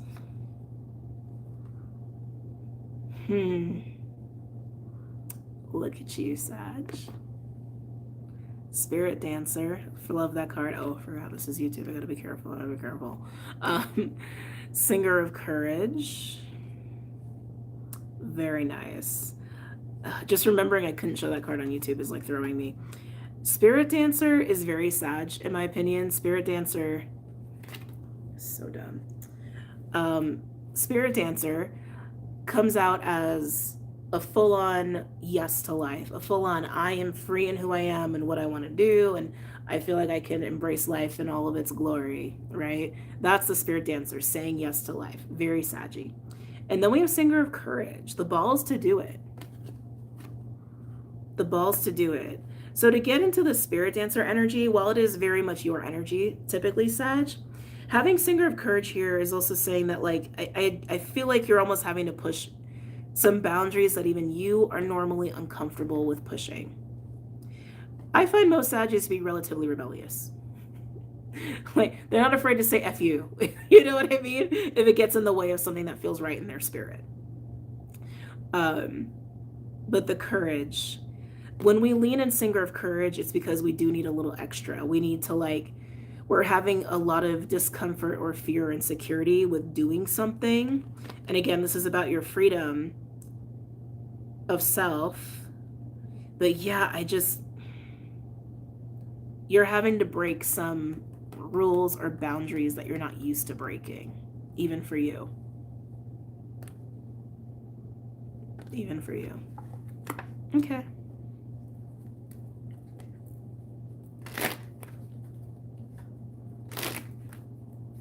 Let's get into it. Sagittarius.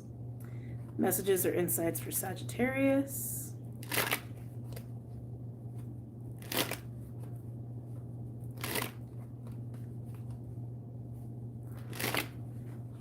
What's going on here for Sagittarius?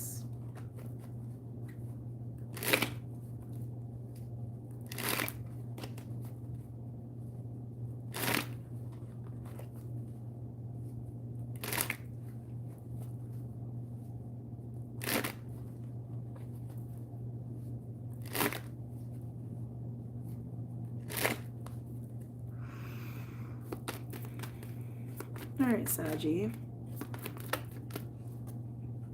Seven of Cups. Okay.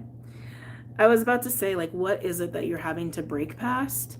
And immediately getting the Seven of Cups. Seven of Cups can be options, fantasies, ideas, passions. Could also be, you know, illusions, delusions, distortions. It can be a murky energy.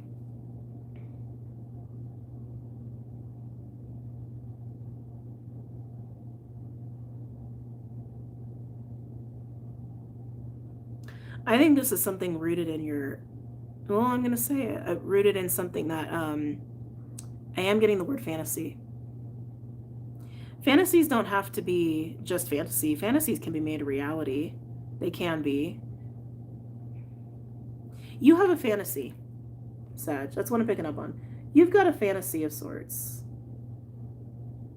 And I think that's where you're at with it. I think you're actually trying to discern, is this just a fantasy? Is this just like fun wishful thinking? Or can I do this? Is this real? Let's find out.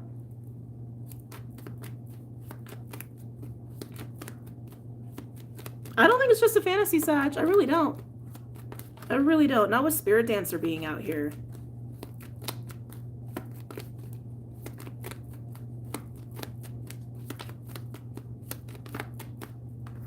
Ooh, yeah, Nine of Wands. There's your barrier.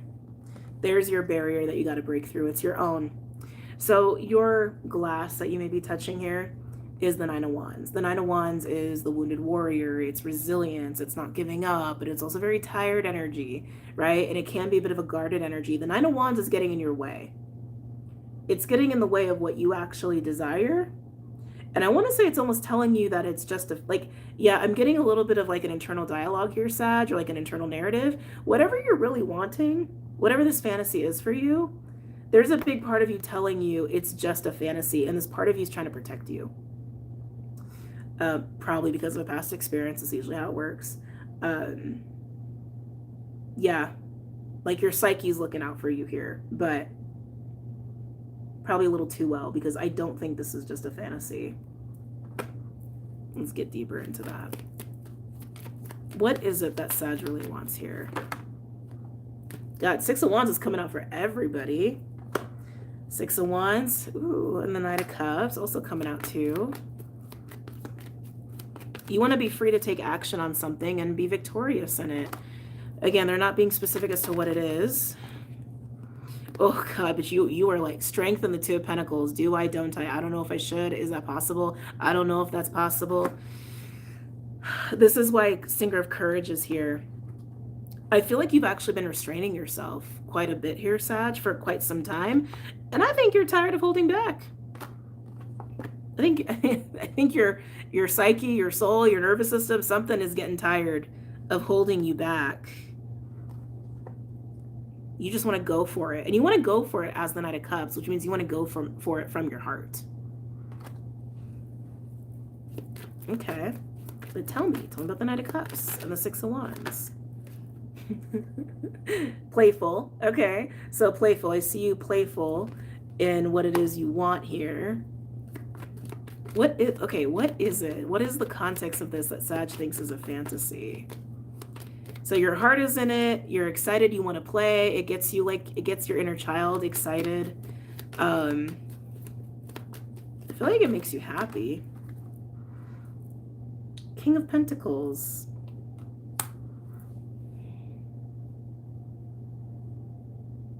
That's an interesting energy. I feel like that's outside of you. The King of Pentacles can be a business owner. Can be, a parent, business owner. The King of Pentacles manages the Ten of Pentacles, to give you context as to what the King of Pentacles is about. Very steady, very stable. You're approaching this King of Pentacles energy. I don't think you're the King of Pentacles. The second I pulled it out, I felt this flow of these cards stop the second this card came out, which tells me that I don't think you are the King of Pentacles. I think you are wanting to approach a King of Pentacles. This could be someone you want to get into financial investments with. This could be a family member you want to talk to. I feel like it's like having a conversation. You want to pick someone's brain here. You want to pick someone's brain or get involved with somebody. That's what I'm getting. Some of you, this is seeking mentorship. Yeah, some of you guys are seeking a mentor. Some of you guys are seeking advice. Some of you guys want to invest financially. And some of you guys maybe, also just relationally. Tell me about the Knight of Cups and the Page of Wands.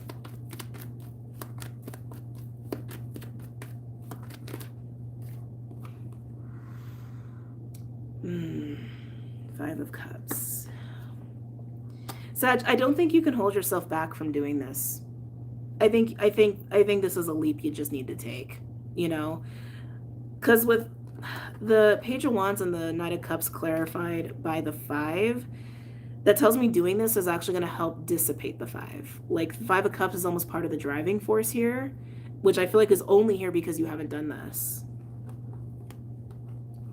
It's like you're realizing you may be missing your shot here. Like you're depriving yourself of something that you really want out of trying to play it safe.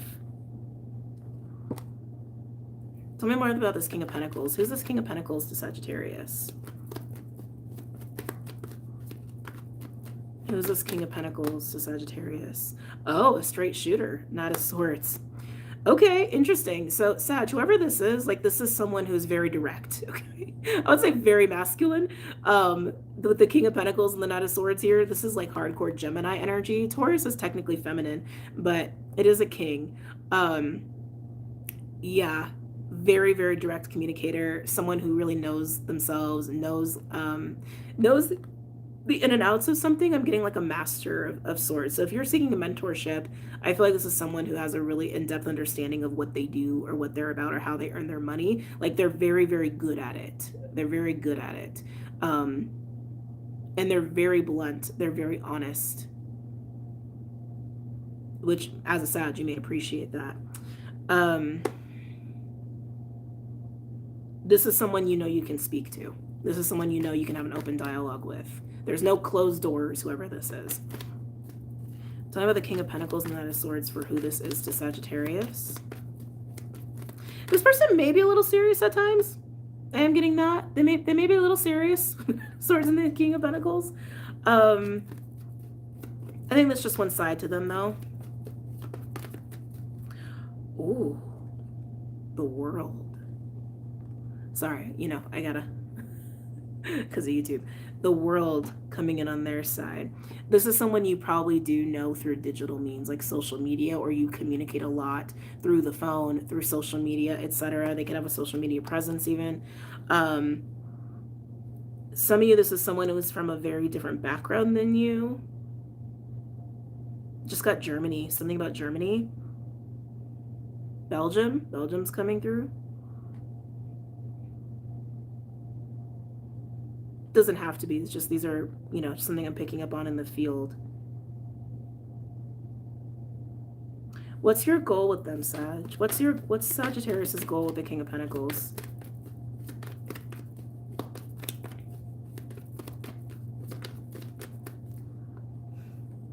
Oh, look at that. The goal is to be happy. It's a pretty good goal, Sag. The goal in dealing with this person is to be happy. I am getting more of like what you can do with this person though. And again, if you're seeking like a mentor or a teacher or advice, I feel like you're going to kind of like ask like, hey, can I learn from you? Hey, can I hang with you? Like, hey, can I pick your brain here? And it does feel a little bit like forming an allyship or deepening one you already have. Joining forces. That's what it's giving me. It's like there's something about this person where you recognize they either have the life experience or the resources for you to live out a dream. For you to live out a dream or a fantasy of yours. I say fantasy because I don't think it's a fantasy. I think it's just a hope. I think it's just a desire you have. A wish even. And you feel like working with them or joining forces with them in this way is going to bring happiness for both of you. You're probably right. You are intuitive, Sag. Go for it. I say go for it. Don't hold back. Life's too short. Got to take some risks. All right, let's move on to another element. I'm spending way too much time on these mind readings. We've only done one so far. Let's get into water. That's good. I just did it 20 minutes ago. Good. How did it go? Did it go good? Did it go well? I assume it did.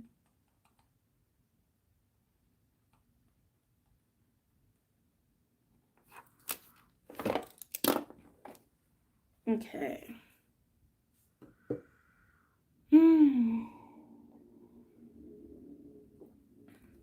All right, water signs.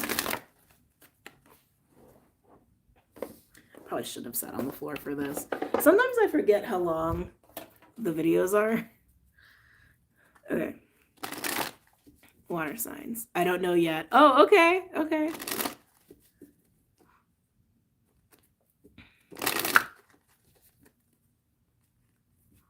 Water signs. What's going on for water signs? Cancer, Pisces, Scorpio. Ooh, I'm getting like water signs. I'm getting a nice like deep like maroon, like a deep red. It's oddly soothing. I guess grounding. So I guess what it is. It's grounding. It's oddly grounding.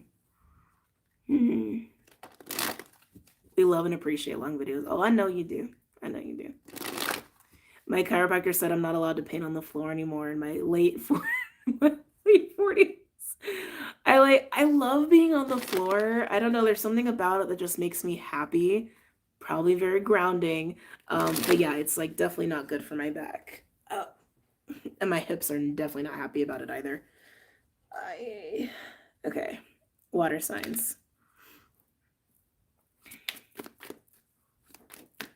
What's going on for my water signs?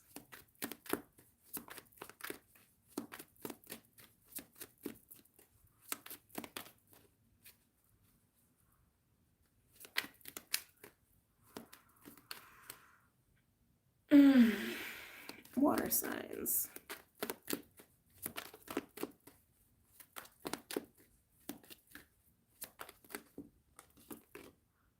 Ooh. Yeah, I like water signs. I'm getting a very like kind of energy with you. Just like mellow, grounded, calm. So you have Golden Atlantean Dragon, helps you remember the wisdom of Golden Atlantis. Awaken, bring back your knowledge, gifts, and talents. Reclaim your mastery. And it's interesting because it's like it's called the Gold Atlantean Dragon, but look at all those like kind of deep pinks and like light reds going on here. It's like I don't know, there's just something very, very soothing about your energy right now, water signs. Let's get an animal card to match. Obviously, Atlantis could be significant for you.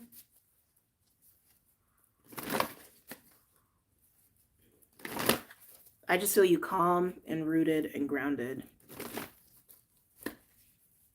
At home, actually, dare I say. Oh, you feel at home. Oh, as I said that like did something to my heart space. Ooh. Rose gold, yeah. Gonna get an animal for water sign.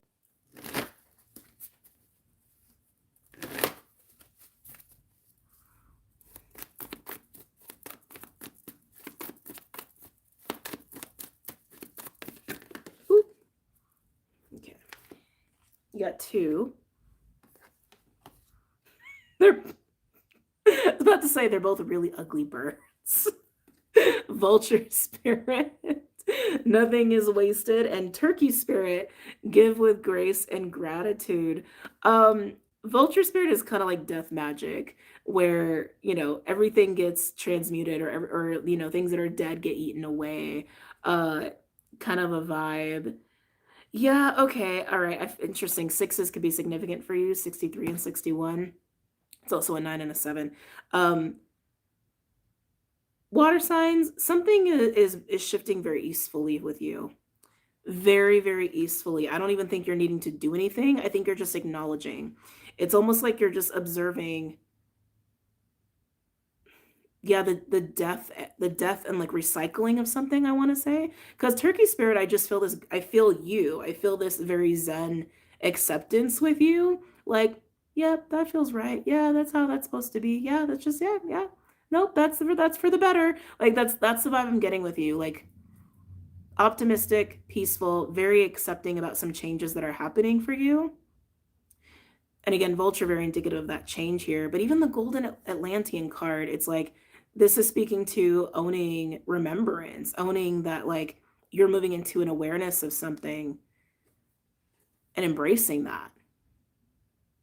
You may be very aware that like some even like aspect of your life or how you used how you used to live life is over, and you're like, yep, that's right. It's like that's how sent out you feel. Again, those reds, even the reds on the birds are really jumping out here for you.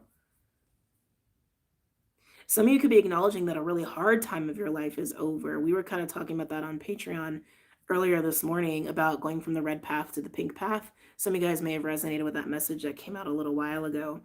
There's a whole lot going on with that I'm not ready to talk about here, but we talked about it this morning. Yeah,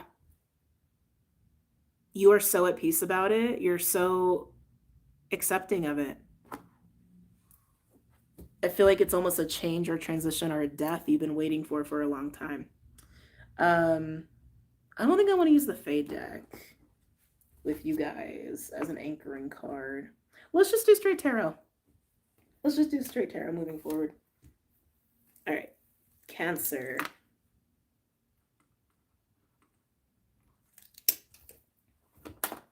So intrigued.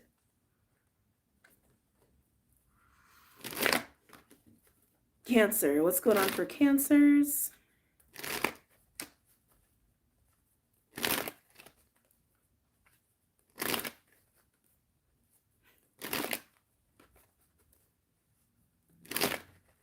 Cancers.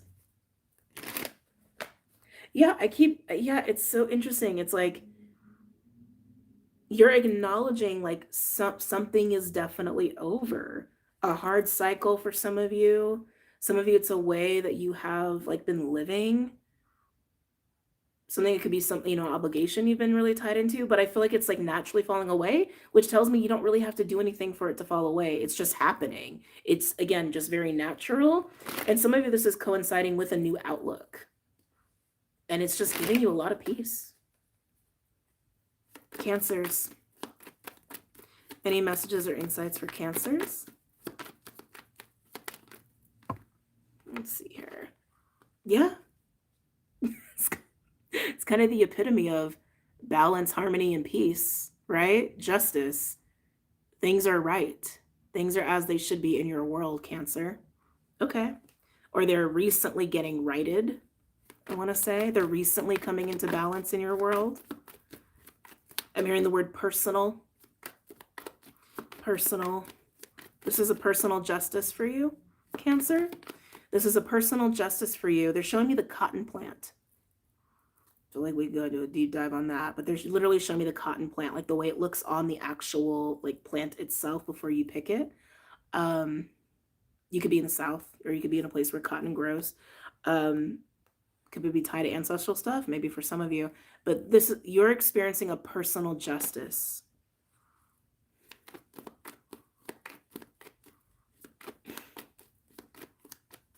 Something about it just feels that cotton reference. Tell me more about this justice for Cancer.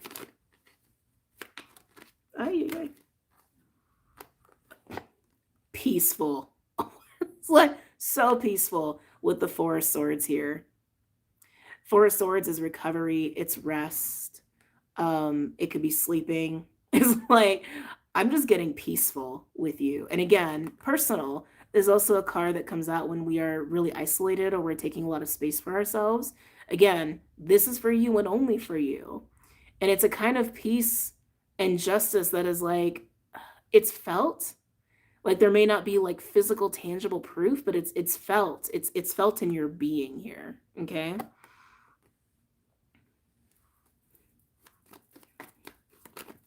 Some of your personal justice is a vacation. Oh, interesting. Queen of Swords and the Two of Pentacles. Yeah, Cancer, I feel like you're reaching a state of harmony. Honestly, with these cards. Justice, balance. Two of Pentacles, balance. Four of Swords, rest, recovery, rejuvenation, restoration. The Queen of Swords. The Queen of Swords receives truth and understanding and knowing. The Queen of Swords is like the minor to the major High Priestess card here. And you're just sitting there. You're just like sitting in your energy, in your balance, in your harmony, in your justice. Yeah, it's just you're in harmony. Let's get clarifiers on justice. Some of you, this needed to happen, like you needed to withdraw for this to start to take place, for this shift to occur. And again, it doesn't feel like it's tied to anything in your external reality. It feels very much like an internal experience. Tell me about justice for Cancer.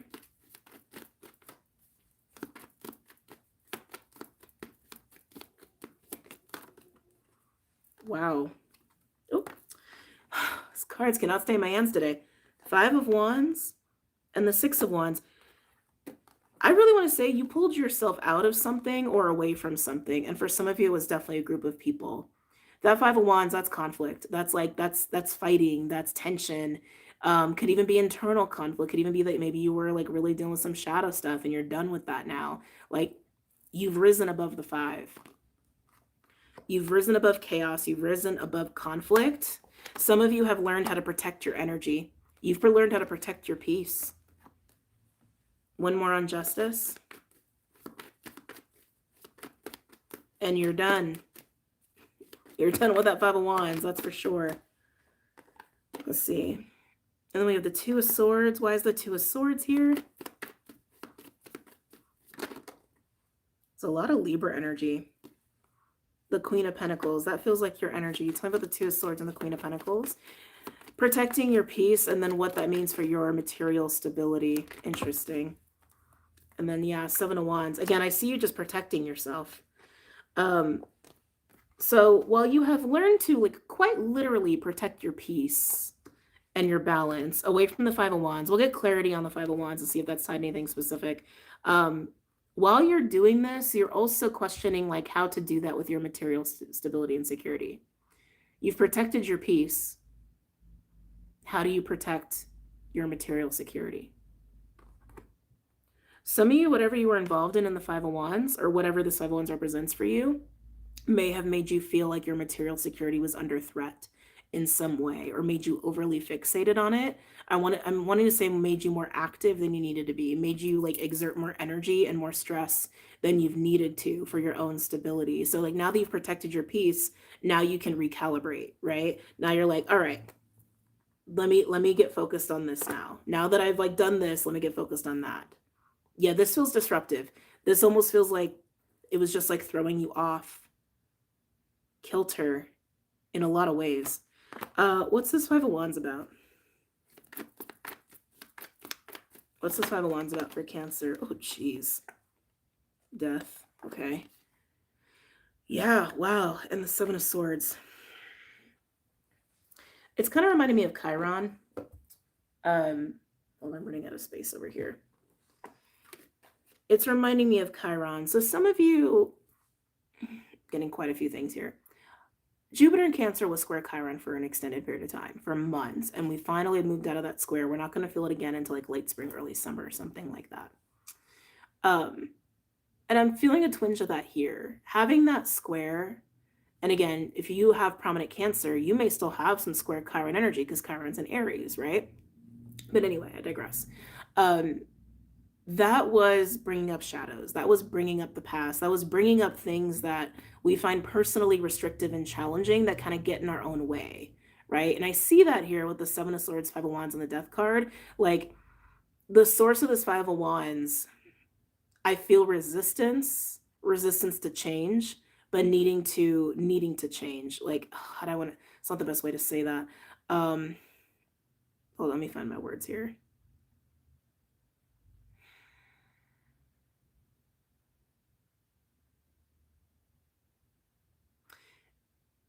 You were dealing with people, situations, or your own shadows that you have had a historically very, very, very difficult time making the healthy decision to get away from.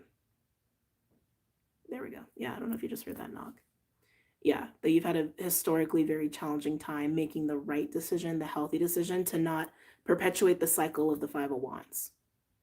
The 5 of Wands is just showing the tension. It's just showing the resistance. It's showing the challenge that you've had with those things and or people. So Cancer, some of you guys, this may relate to a pattern that you have been repeating and you didn't know why you're repeating it. I feel like you finally are done. I think you finally overcame it.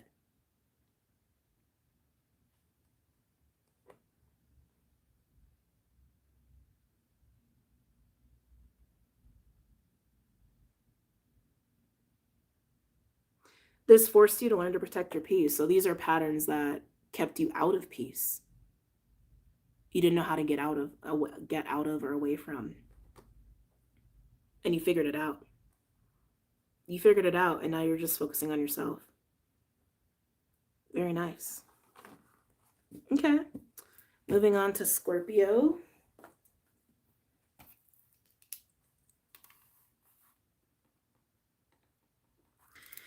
Scorpios, after water signs, I might need to stretch a little bit. My low back is like, what the fuck are you doing? We have been on the floor a lot today. All right, Scorpio. Oh, Scorps, are you ready for this quarter moon? If you have any early degree Scorpio in your chart, that quarter moon is going to create a T-square with your natal Scorpio placements. So I'm just preparing you now. Okay. Okay. Sign on just in time for my reading. Oh, well, welcome. Glad you're here. One more. Ooh. All right, Scorpio. What's going on for Scorpios? What's going on for Scorpios? Man, everyone's getting this sorts. All right, Scorpio. Are you under your rock? Are you in your Scorpio cave? Okay. Scorpio. Oh. Even when you're taking time and you're quiet, Scorpio, it's never like there's nothing going on, huh? Four of Swords and the Ten of Cups. Some of you guys could be taking a break from family. I actually feel a lot more reflecting on family. I feel like you're taking space to get very clear with yourself of how you feel about certain people in your life, how you feel about family, even love, what that is for you, what that looks like for you, what you want out of those kinds of experiences and relationships and environments. But you're taking time for that. You're taking space for that. Can I get another card, please? For Scorpio? Am I taking these? No, I didn't think so. Oh! Wow, Scorpio, no one's had a reading quite like this. So first of all, before I show you the next cards, I will say we have the Nine of Cups with Judgment showing and Moon on the bottom, Knight of Pentacles at the top, just for people who read their own tarot. The next two cards, I got to cover a little bit. Clyde just made the weirdest sound. Ace of Pentacles and the Lovers. Oh my, Scorpio. My, oh my. You're doing some real deep thinking here. Again, you're in the Four of Swords. You're in this space. You're in your bubble. You're in yourself. You're resting. You may be dreaming a lot, but you're reflecting here. Some of you are doing some healing as well when it comes to love and relationships. But in this time of reflection, hold on, I just have to cover. This is also what you're reflecting on. You're reflecting on decisions that you can make that can support the Ten of Cups in your life, bring about the Ten of Cups in your life, or who's really your Ten of Cups, who encompasses that, and how you want to experience that. But this is you acknowledging what moves you can make, what decisions you can make to make that happen. Now, the Ace of Pentacles can be a second chance for some of you, but it's about stability. It's a very tangible new beginning with the Ten of Cups, okay? The Lovers here indicates alignment of choice and decisions with your own soul, with spirit. Can also represent spiritual guided relationships, okay? Some of you, if this is romance, it's deciding what you want those relationships, what you want that kind of relationship to be, that kind of dynamic to be, and with who.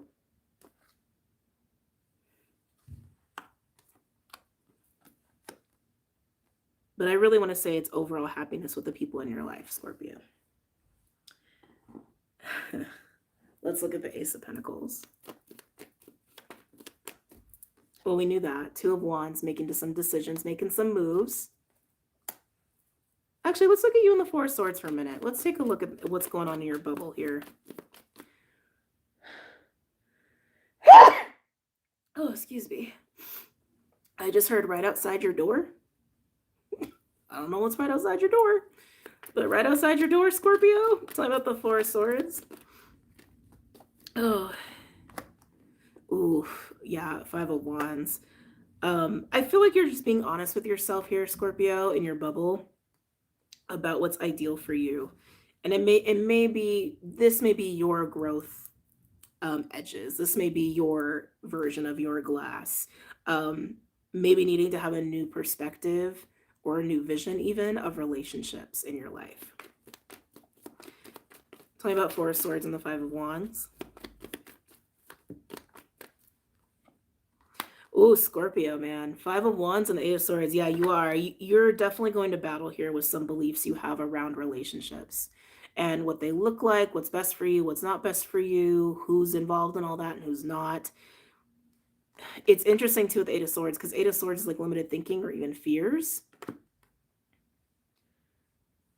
Oh, you're having to have a real talk with yourself, Scorpio. So you're going to need some time. One more on the Four of Swords.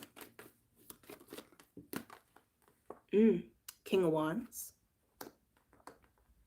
That's your energy. I just was taking a minute.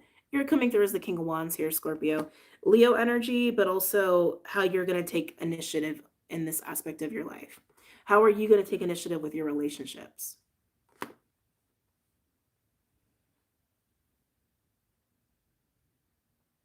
I feel like a lot of you have not been in this kind of state in your relationships. I feel like you've probably been in more queen energy, regardless of your gender, like passive. Maybe a little bit passive or like not prioritizing investment.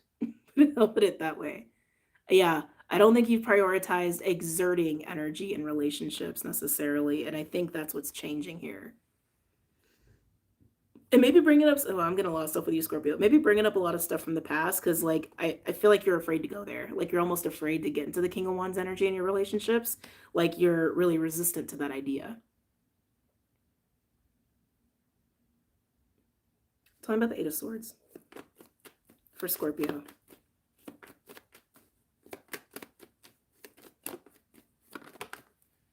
Yeah, you are. Three of Pentacles. I get it, Scorpio, and I can feel it even as I'm tuning deeper into you. You don't want to exert energy because you don't want to waste your time. You don't want to waste your time. You don't want to waste your energy. You don't want to get hurt. You don't want to extend if it's just going to blow up in your face or be a bad experience. I just heard it's out, like just waiting outside your door.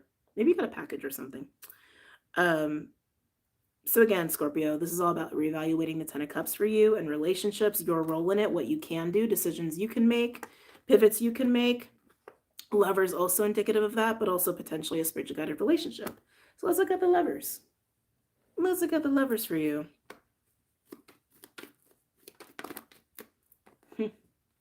Page of Cups came out, falling out of my hands, came out really fast. Tell me more about Lovers and the Page of Cups.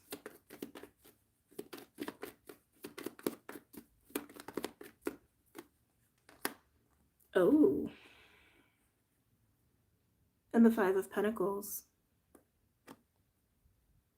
This is extending vulnerability and honesty. Scorpio, you're realizing when it comes to your relationships that you might need to be more open. You might need to be more vulnerable. You might actually need to extend more. And I can see it that like you're worried about doing that. You're worried about doing that. You're afraid of doing that.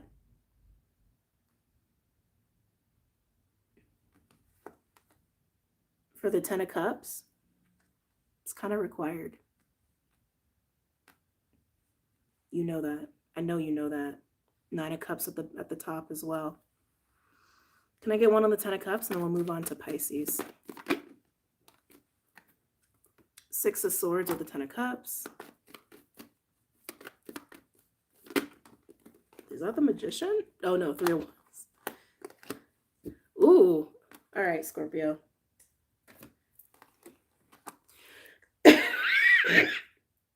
Oh. Ten of Cups. Six of Swords. Three of Wands. The Fool and the Ace of Wands. It's time to take action on what you want. And don't hesitate. Take action on what you want. Don't hesitate. You're spending time evaluating relationships, what that looks like for you, how to have the relationships you really want in a way that's healthy for you, that's well suited to you, and it's clearly by taking action towards that. Okay? In different ways with different expectations. And it really looks like by extending vulnerability, by being more of an active force here of investment with the right people, obviously. That's what I see, Scorpio. Okay. Pisces.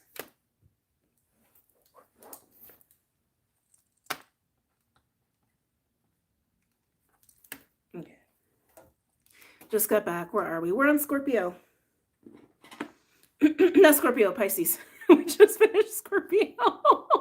Just finished Scorpio. Sorry, Pisces. Sorry about that. And then we got 2 more elements left, but we're probably going to take a little stretch break in the middle here. Because I didn't anticipate sitting on the floor this long and then my body would not like it. I might actually migrate to the desk. We'll see. Pisces. What's going on for Pisces? Messages or insights for Pisces.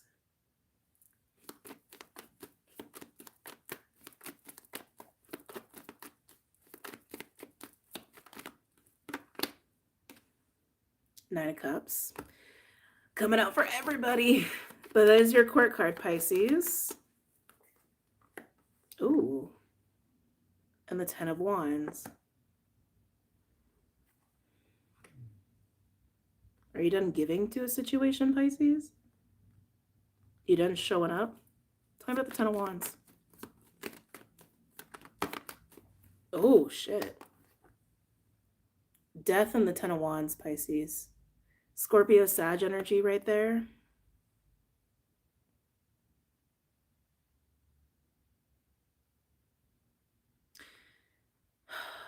Something that has been really challenging for you.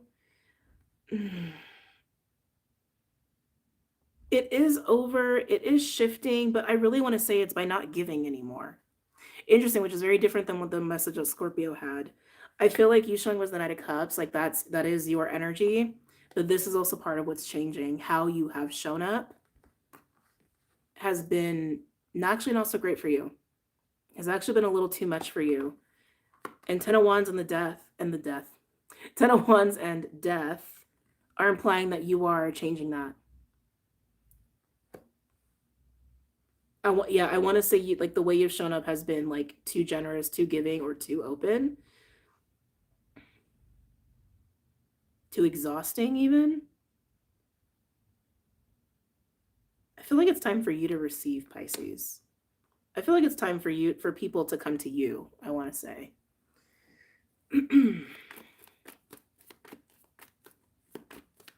Anything else for Pisces?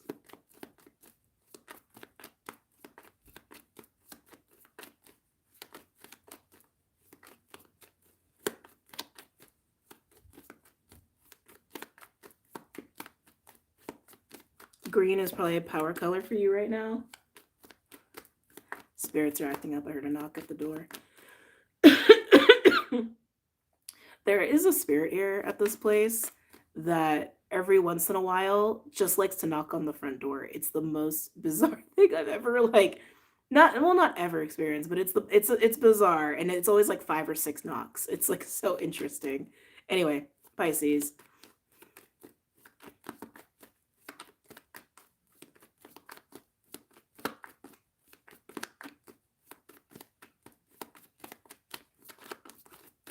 What else is going on here for Pisces?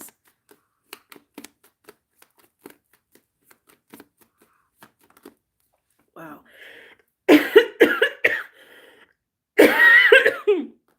Landing on the Knight of Cups, Pisces, we have the 10 of Pentacles. But again, this is all coming after the 10 of Wands and then leading to the Death card. So whatever role you've been playing here, Pisces, sorry guys, give me a second.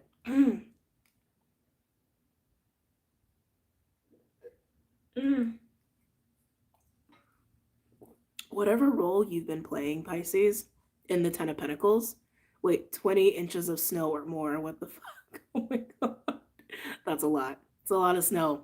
We got like none of it here. So Pisces, the role that you've been playing as a Knight of Cups in this Ten of Pentacles, that's changing. Okay. And again, this is giving me like a very giving, open kind of an energy, and maybe even to the point of drain or exhaustion. Okay. Some of you, this is purely about work. Purely about work. What your work ethic is like, what the expectations of you are. However, you have operated very regularly. You can't do it anymore. You just can't. You can't do it anymore. It's like, again, the Ten of Wands here, it's clearly not sustainable. It is not sustainable. This could also be obligations to family.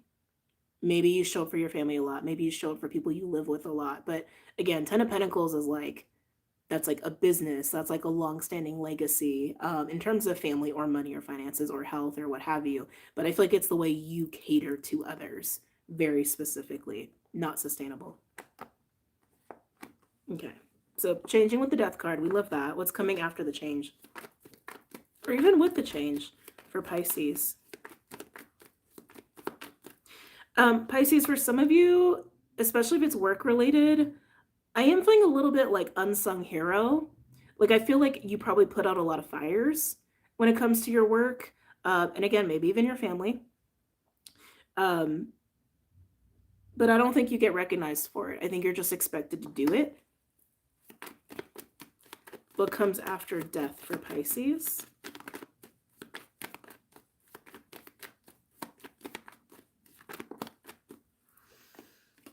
Okay, Nine of Swords. Oh, Pisces. It's giving me identity. Like once you realize that like this can't stand anymore and this starts to change, and some of you may start to change even out of your control, and then you're realizing it actually is good for you, it actually is better for you, but there may be a bit of concern or worry of what that means, right? If you're not playing this role in the Ten of Pentacles anymore, if you're not the Knight of Cups anymore, what does that mean for you? What does that look like? And for some of you, even financially. So I see some worry there. Anything else here for Pisces?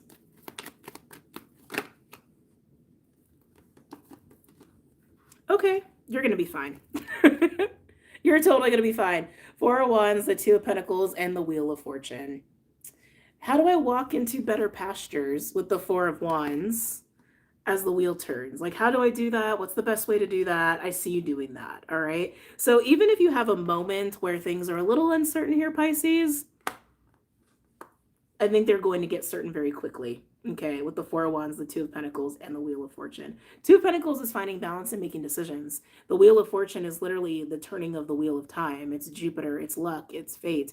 But you can also make the wheel turn as well. You can change a circumstance, and it looks like by embracing the Four of Wands. Let's take a look at the Four of Wands. Taking matters into your own hands here. Talking about the Four of Wands. Interesting. We have Six of Cups and the Knight of Pentacles. So Virgo, you're 1-7 here. So I will say for some of you, there could be a significant relationship at play, like a counterpart sort of situation, partnership, okay?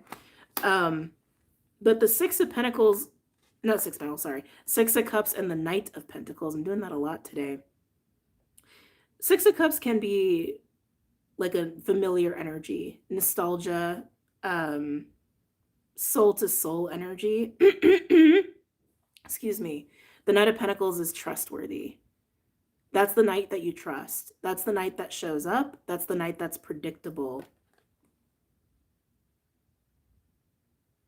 Pisces, wherever you're going after leaving this Ten of Pentacles, yeah, there's a little element of the unknown, but there's something familiar about it with the Six of Cups here. Like your soul knows this is the right direction. I'm hearing at home. That came up earlier too. Actually, I think that came up in the overall for water signs. Yeah, there's something here that feels very familiar, but in a good way, in a supportive way, in a solid, predictable way. And the wheel's turning in your favor here.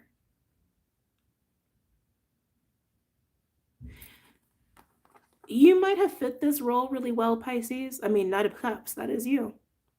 You might have played this role really well. but it wasn't home. You can build the Ten of Pentacles anywhere and with anyone. You really can. The Six of Cups, that's soul energy. You can't mimic that. You can't fake that. That's undeniable. Ten of Pentacles, you can work for Microsoft. But it's not exactly going to be the happiest environment, right? Whatever you were doing over here, you were doing it well. But this is home. This is where you actually belong. This is a better fit for you. I feel like most of you, this is work.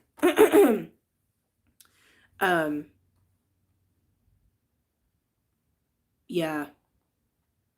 And again, you may have a moment here, Pisces, of like, what the fuck am I gonna do? Like, what's gonna happen? It's gonna all work out. It's gonna all work out. Wow. Okay. All right. We're taking a little intermission here. I didn't expect to be on so long for Aloha Friday, to be honest with you guys. And we still have Earth and Air to do, but to be honest, I don't know if I have the bandwidth. I just got to be upfront about it. So we're going to take an intermission break. I'll even mark it here, intermission. And then we'll reconvene and see how we feel. Let's see. Now me planning a cross-country move with Pisces in my 9th house. Hey, that sounds like fun. For real. Congratulations on that. I'm sure it'll work out for you. I'm sure it'll work out great. All right, I'll be back. I'm going to get up. I'm going to stretch, use the restroom, all the things. Get your water, get what you need. Your butt's probably asleep. It's not that it's I mean, I got a lot of cushion.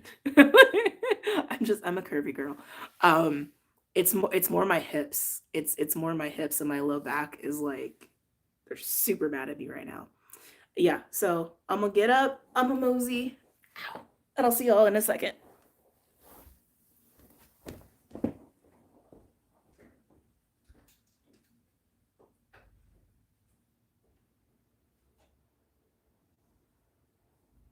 Oh. Oh. Oh.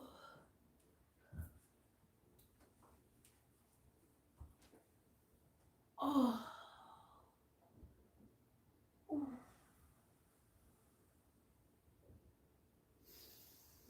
Mm.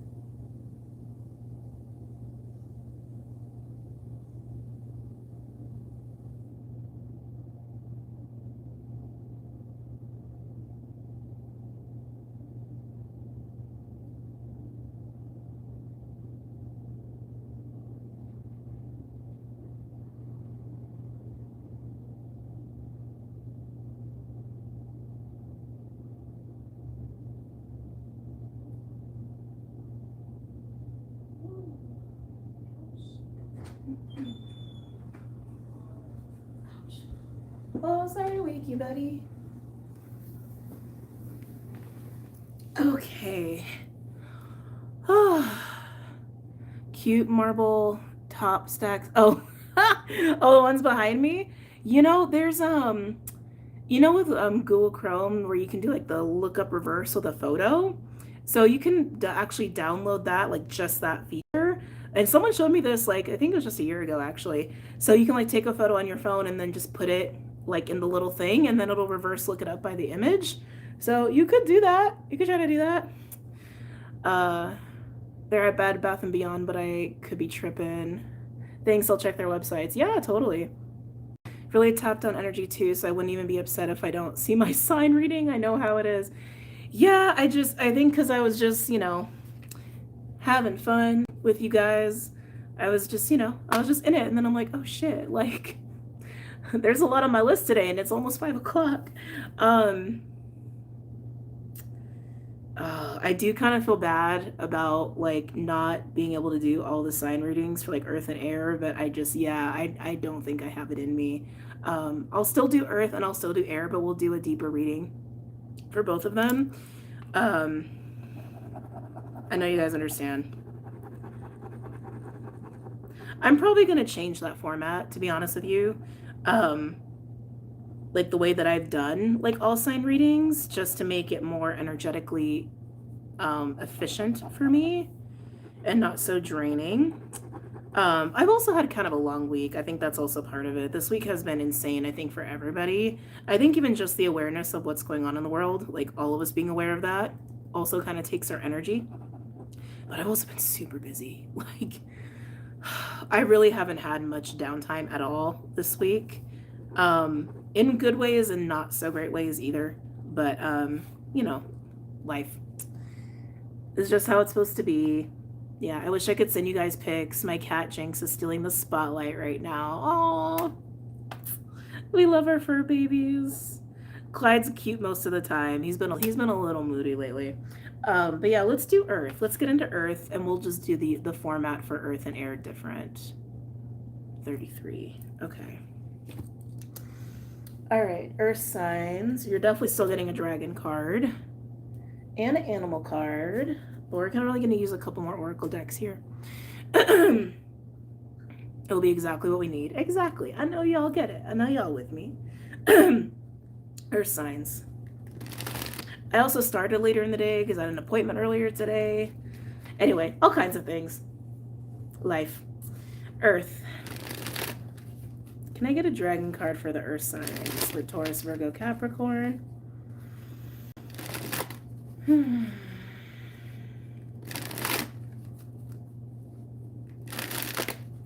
Oh, Spirit's giving me a little note for myself. Hold on a second.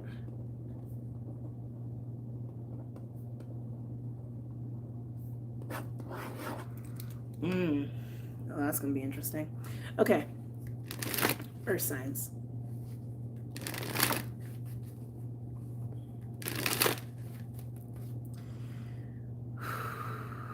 For Taurus, Virgo, Capricorn.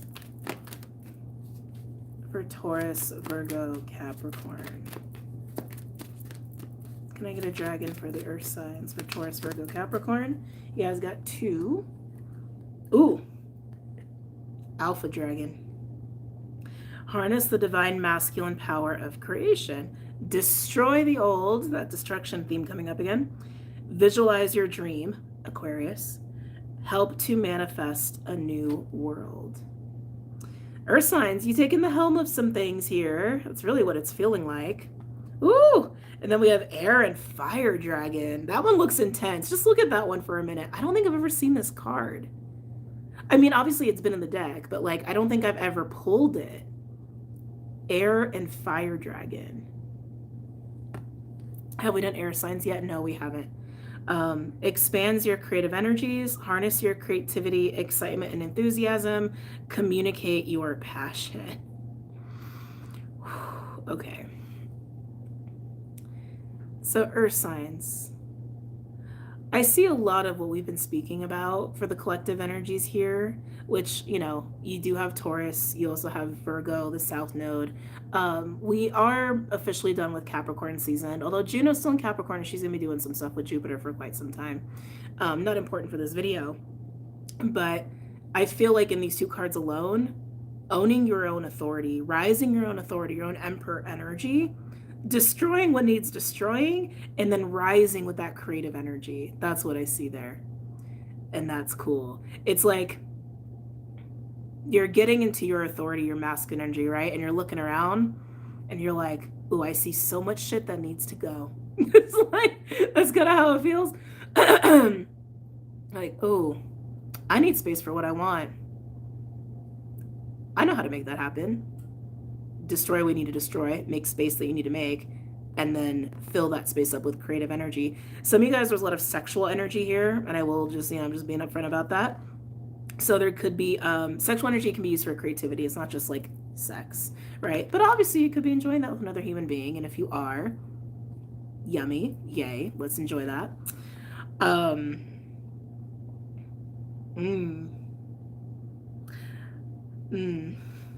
Just sitting in that for a second.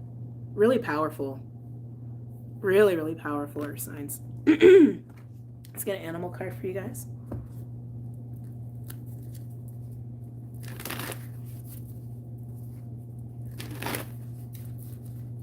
Hey, Bubster. Hey, Bubby, come here. Come here. Get all up in the reading space. Oh, you've gotten so heavy. You've gotten so heavy. You just wanted a little love? Huh? Seems like it.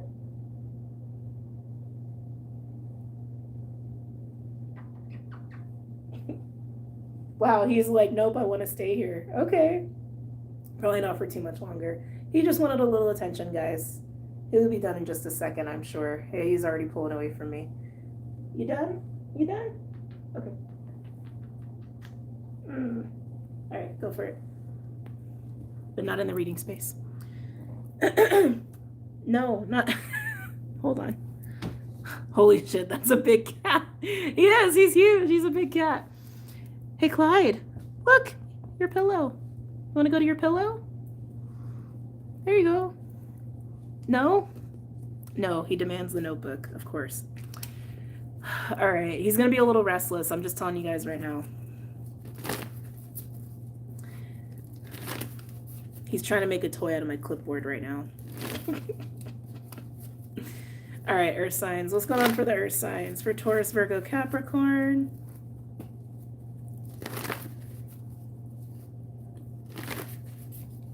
Taurus, Virgo, Capricorn. That's okay. Love him. I know all you guys love him. Thank you for loving him. They get huge. I had one named Cleo. Aw. Hey, Mister Clyde. Hey. We're not doing that. Come here. Yeah, definitely he's feeling feisty. Earth signs, trying to get focused back on you. You guys could be feeling pretty feisty with these energies, I gotta say. Fire and air gives me solar plexus and the heart, but it does feel very expressive. Okay. Frisky time? Yeah. Anything else for my earth signs? What else is going on for my earth signs here? Ooh, Bobcat. Bobcat spirit, life is a mystery. Excuse me. Why is Bobcat coming up here from earth signs?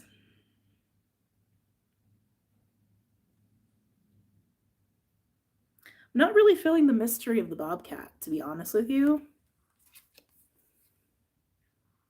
I'm not feeling that. I'm feeling more of like that sly cat energy, the way a cat moves, right? It's like it's very in alignment with its like own instincts, right? I feel like it's more about the way you're moving than anything. He's like, not now, mother, I must prowl. He's doing something right now. He's not doing a whole lot of prowling necessarily, but he's doing something right now. I gotta be honest, there's something alluring going on here. Alluring. So again, if you're like involved in a sexual relationship, there could be something going on there. It feels more like an allure than mystery. It's like it's some kind of pull. It's some kind of pull because of the way someone's moving or the way you're moving is creating allure. But I feel like you're going to be very direct though. Like your energy feels very like boom. There's nothing subtle about your energy. There's nothing subtle about your energy. But maybe what's helping you with that is some kind of pull. Some kind of pull, some kind of allure is getting you motivated. Yeah, is getting you motivated. Cat hair.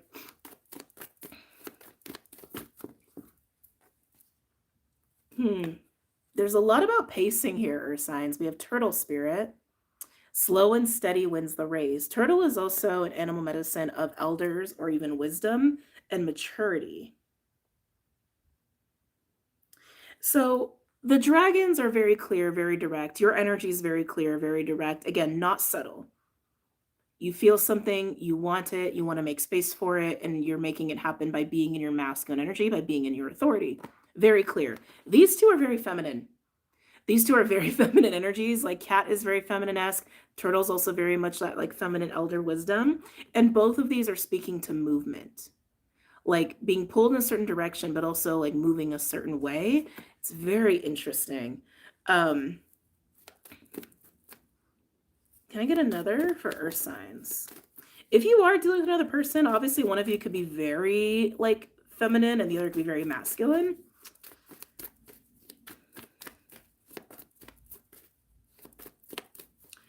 Some of you are learning to hold your own power and fire and authority in a calmer way, in a more subtle way. To get what you want is what I just heard. To get what you want. Eights could be significant. We have 8 and 62. 8, 8. Yeah, even like the way that, like, look at all the blues. It's like, it's very calm. It's very cool. It's very collected. Can I get a third card for earth signs? Let's see here. Clear out the clutter. That's what you're doing, right? Over here in this energy, that's exactly what you're doing. You're clearing space for what you want. And then we have, actually water signs have this as well. Vulture spirit and turkey spirit, they had both of these. I'm tempted to kind of put them back, but we'll keep them here. Nothing is wasted. Give with gratitude and grace. You'll be dealing with a water sign.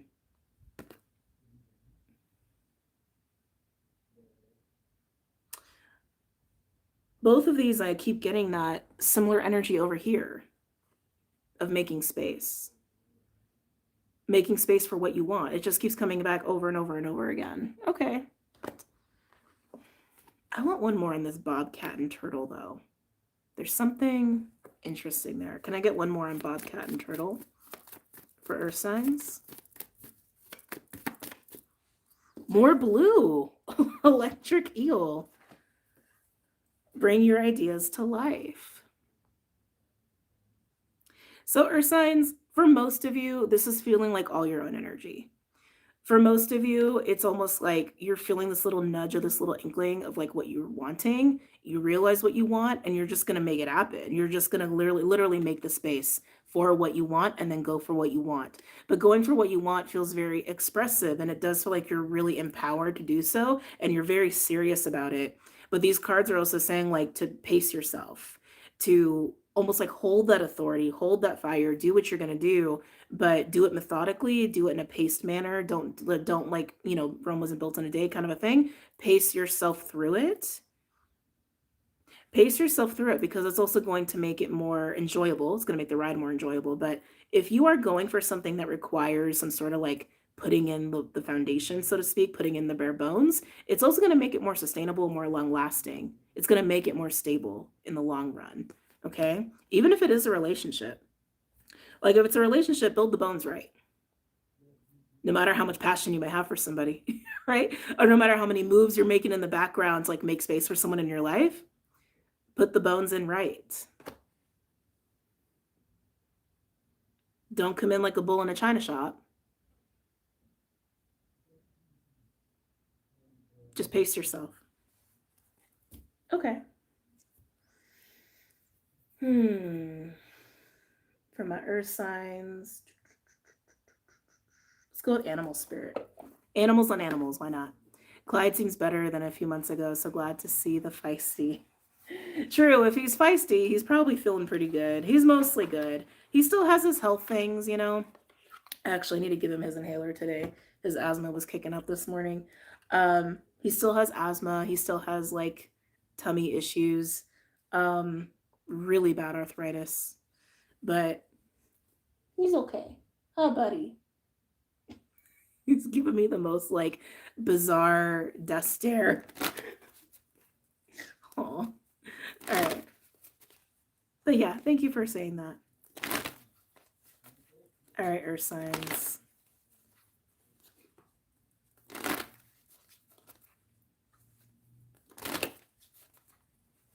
Tell me more of what's going on for earth signs here.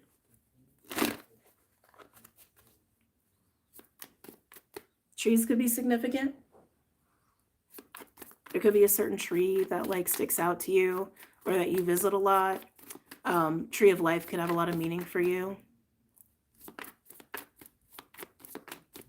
I feel like some of y'all are like teaming up with somebody or something. Like some of you guys are definitely getting into a relationship.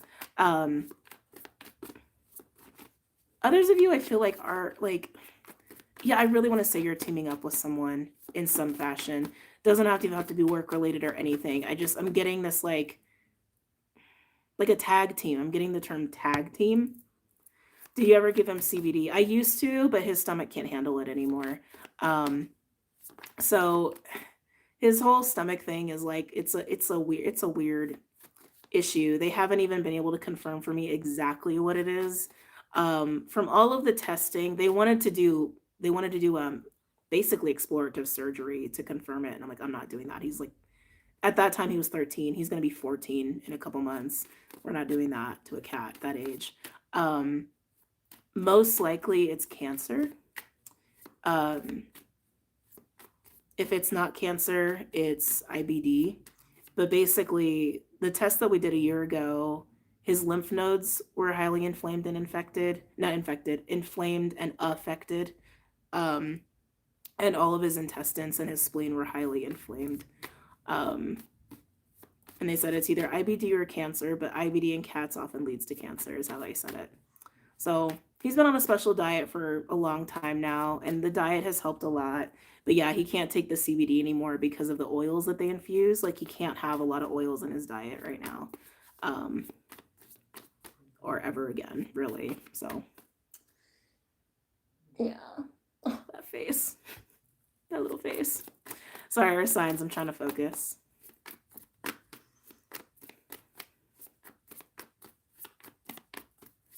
Anything else for earth signs? I was wondering if that card doesn't come out. Sending healing vibes into ease his suffering. Thank you. Oh, he receives all of it for sure. Buffalo for the earth sign. So this is a tower card. And even when the trees were coming up, I was like, when I first saw the trees, I was like, I wonder if there's a tower coming of some sort. But buffalo is change. So earth signs, I feel like the space that you're in right now, I think you are navigating a lot of change that you are initiating yourself. I don't feel like this is change thrust upon you, although obviously we are all experiencing that in some way, shape, or form, right? But I feel like you're creating a lot of change that's making you really excited. That's getting you really like amped up and like passionate. I do think it's coming with some sacrifices though. I do feel like it's coming with, again, creating a lot of space to implement those changes. But you're excited to do it. You're happy to do it. You're passionate for it. And Buffalo is just saying that you are doing that with balance. You're doing that with grace. You're doing that with ease. You're doing it. And I want to say you might even be making it look easy if anyone is really up close and personal to your changes right now. I'm getting something about that. Like, you're making it look easy for people who know about it. Some of y'all might be a little hush-hush about some of these things. Part of the way that you are handling this so well is the pacing. Okay, is that pacing? I want to say you're actually really, really in a great place with like your masculine and your feminine and like ebbing and flowing with both of those energies within yourself. Very nice. Like being in this like super masculine authority, but pacing yourself through calm and through softness and patience and gentility with your feminine. It's very nice. Anything else with my earth signs?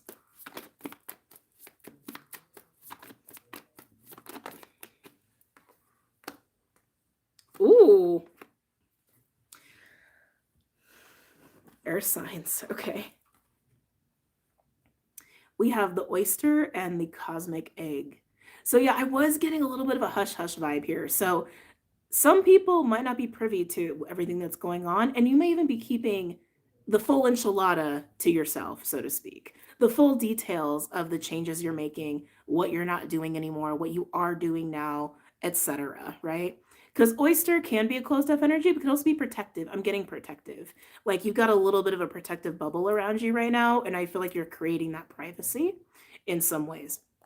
Cosmic egg is also really highlighting this growth that you're going through.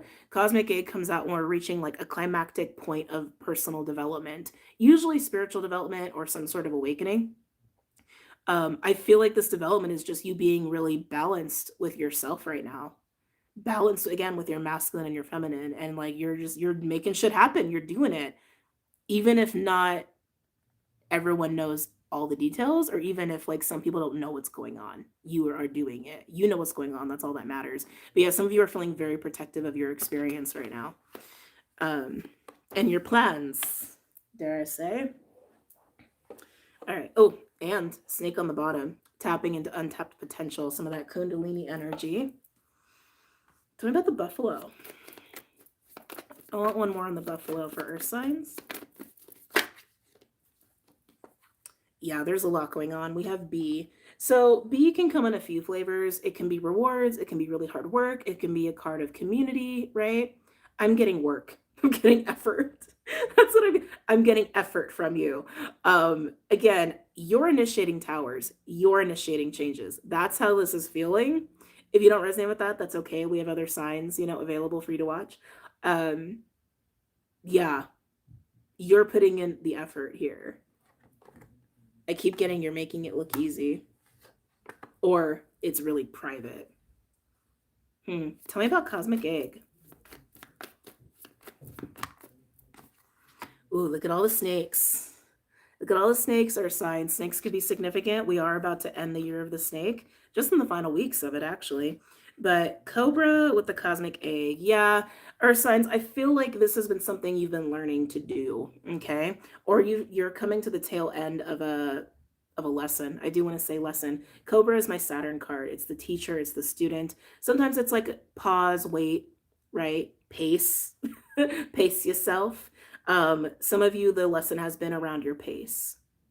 Some of you, it's been around your work ethic. Some of you, it's been around how you exert energy or how you don't exert energy. It's like I'm getting lessons in pacing and timing and like self-management. Some of you, it's lessons in creation and manifestation. Responsibility. I just heard the word responsibility there. And others of you, it's lessons in your own masculine, feminine polarities. Okay. But you clearly have done it. You've clearly learned what you needed to, because I feel like this is you literally being the example of someone who has learned it. You are the walking example of someone who has learned that lesson or embodied that lesson now. And you're doing it, you're wielding it to create change in your life. Just on Astral Cat. You're doing it to you're wielding it to create change in your life that you're excited for. Some of you have really gotten into your authority here. I feel like that solar plexus energy, that masculine energy, major for you. Major for you. You're ready for the next thing is also what I'm getting. What's this next thing? What's this next thing for earth signs? What's this next thing? And this is just a message for some of you here. What's this next thing? Fire ant. What's this next thing that Earth sign is ready for with fire ant?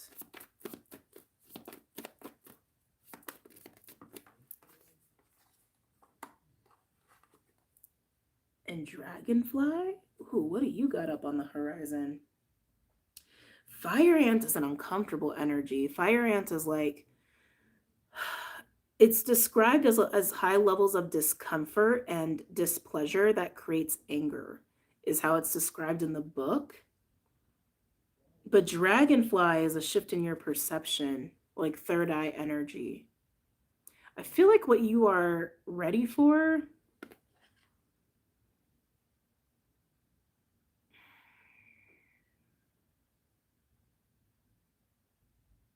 I am getting conflict. I am getting some sort of conflict. Being able to deal with a certain conflict. Tell me more about fire ant here, with what earth signs are ready for now. Oh geez, eagle. More fire energy with the eagle, even though this is also air. It's a master of fire and air. Eagle is like the world card. It's getting ready for a whole new cycle. Spirit's getting vague.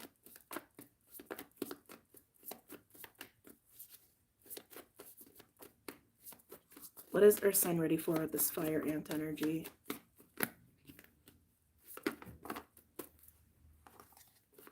Ooh, look at all that fire. Gazelle and cheetah and crocodile. You're ready to walk with your own fire and your own masculine energy in a much more balanced way. Makes sense. Like, this is something you've learned, right? Now you're ready to like really walk the walk and talk the talk and have that be put into practice here. Especially when you are faced with conflict, when you're faced with adversity, when you're faced with heat, when you're faced with the anger of other people, that you're not going to lose your fire. You're going to maintain your fire. Yeah, you're going to maintain your fire no matter what you're going to come across moving forward. You're ready for that. Interesting. All right, let's get some tarot out here and then we'll move on to air. So where'd they go? There they went. All right.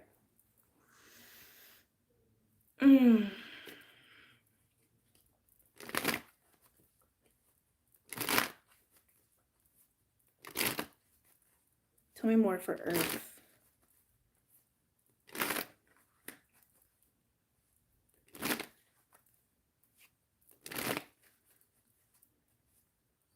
Yeah, moving forward, when you're faced with adversity, Earth signs, you're still human. You're going to have your moments, but I just see you not being nearly as affected as you were in the past by adversity and conflict. And I want to say, like, specifically other people's heat, other people's fire, other people's anger.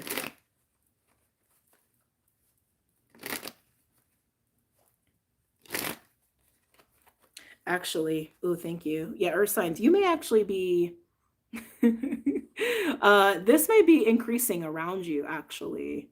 I'm almost getting this, like, it's just like a reaction to you, almost like, I think you're living much more free too, because you're living so much more centered within yourself. So living more freely, you may be triggering people around you even more so. Like, I'm getting like adversity, lashing out, backlash, like energies like that. And like, it's not going to be impacting you the way it used to, but I do think you're going to be seeing more of it. And you're even going to be like creating more of it, like in your wake. Tell me more for Earth.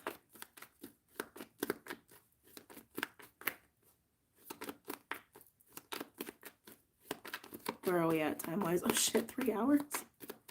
All right. Tell me more for Earth.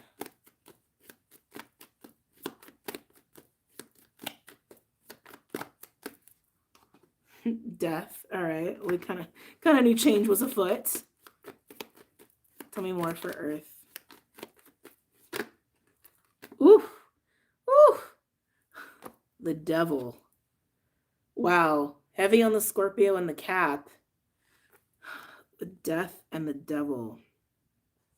Again, I feel like you are moving into a way stronger source of authority and empowerment, which sometimes authority can come through with the Devil, right? It's Saturn. It's Capricorn, and I feel a little bit of that with you. But I also, again, feel like you're cleaning house at the same time. You're getting rid of anything that's weighing down your ability to really like follow what it is you want. Okay. But I do feel like you have mastered your own shadow though. Like I feel like you're very at one with your shadow, earth signs.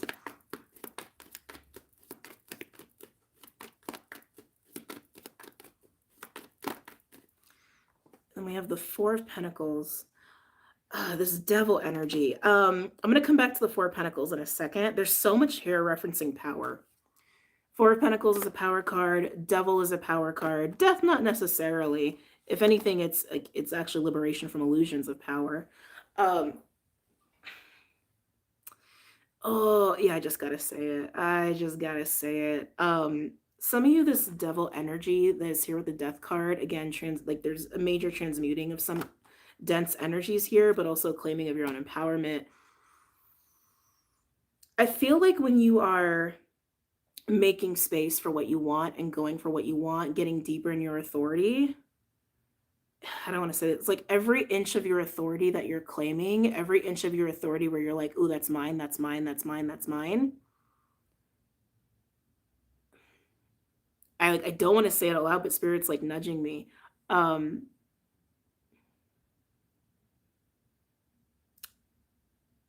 You are breaking free from something. You are. And I want to say it's like it's something that you didn't realize had a hold on you. Could be just a mindset. The other bringing me back to the dragonfly. It could just be a mindset you inherited, and it is giving me like ancestral a little bit, but man, it feels really imprisoning. It feels really suffocating. That's what it is. It feels really, really, really suffocating. But every little inch of your authority you take back, you're freeing yourself from it.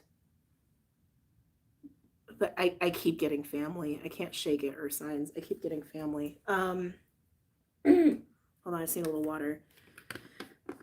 Like the clutches of a family belief, or the clutches of like a family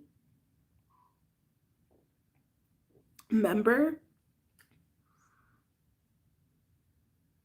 a family entity. It does have that feeling. Interesting. Let's look at the Four of Pentacles. So I'm at the Four of Pentacles here for earth signs.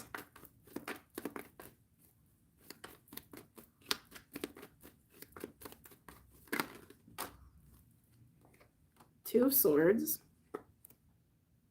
with, come here. It's like, it just doesn't want to be picked up. And the King of Pentacles. That was weird. It was like the King of Pentacles didn't want to be acknowledged or something.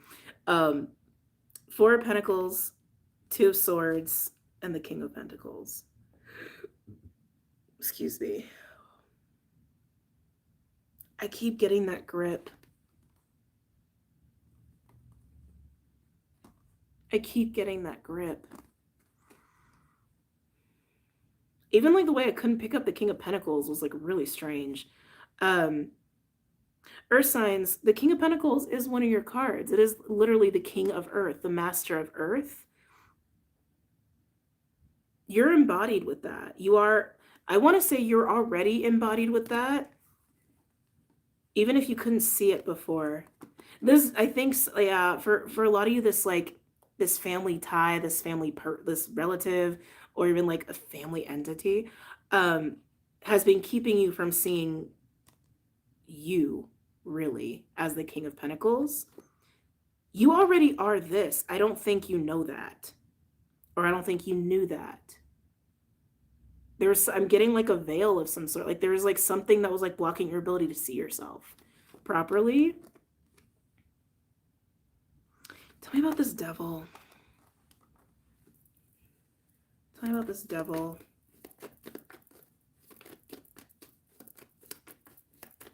Tell me about this devil for earth signs.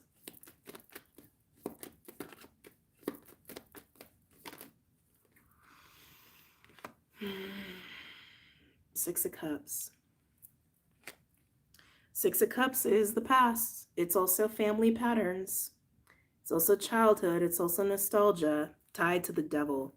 Yeah, I feel like this devil definitely has that flavor of like entity attachment, but it doesn't have to be so much like that. It can even be, again, a mindset, right? A mindset that we've inherited, a belief we've inherited that like is blocking our ability to see properly. And I am also getting the root chakra with this too. So it's like this may have been impacting your third eye, and your root here, and maybe even your solar plexus. We have so much masculine energy and fire energy. Yeah, I'm gonna say third eye, solar plexus, and your root chakra. Tell me about the Six of Cups with the devil. But it's interesting. Now I'm getting the Sorcerer card, because I do feel like the way that you're claiming your authority here, like inch by inch by inch, I don't want to say this. It's like you're taking your power back from the devil for sure. Absolutely. But I feel like it's also helping you to really be at one with your own shadow too, like your own inner devil, so to speak. Yeah, the more like power that you claim, the more power you reclaim back for yourself,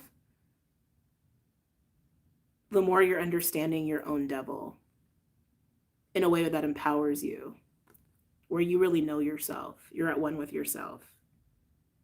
There's all about a big fat power dynamic here, or signs. And definitely a little bit of spiritual warfare, I can't lie. But you're doing it. Tell me about the devil and the Six of Cups. Yeah, look at that. Five of Pentacles. Yeah, this devil energy that you are reclaiming yourself from, I really want to say it was like a lot of seeds or ideas of like scarcity, and I want to say of being alone. Like almost having this idea that like people aren't in your corner, or that you can't do something, or you're not capable of something, or you don't have enough resources, or you're not attractive enough, or you don't have enough of this, or you don't have enough of that. It's like that's like the narrative here. But you have been the King of Pentacles. You are the King of Pentacles. You know, like you are realizing you are the King of Pentacles. Male or female doesn't matter here. And as you own that and you keep claiming that, your vision of yourself is more and more clear. And you're also becoming more and more at one with your own shadow by taking your power back here. Some of you, this is definitely tied to a specific family member. This is a really specific reading. If you've been struggling financially, this might have actually been a contributing factor. Tell me about you as the King of Pentacles. Tell me about the King of Pentacles as earth signs here.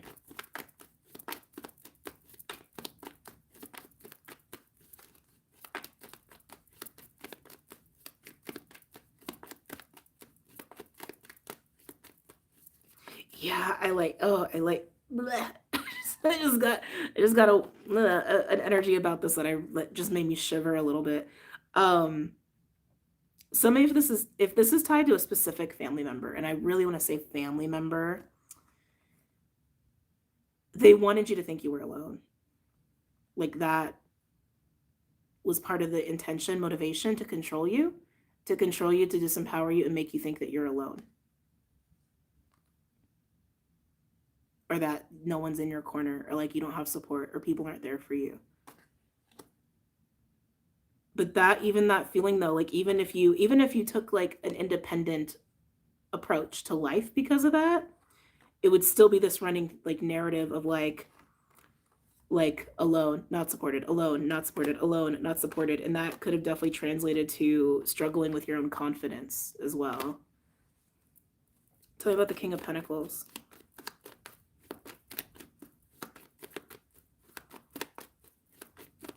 Tell me about the King of Pentacles.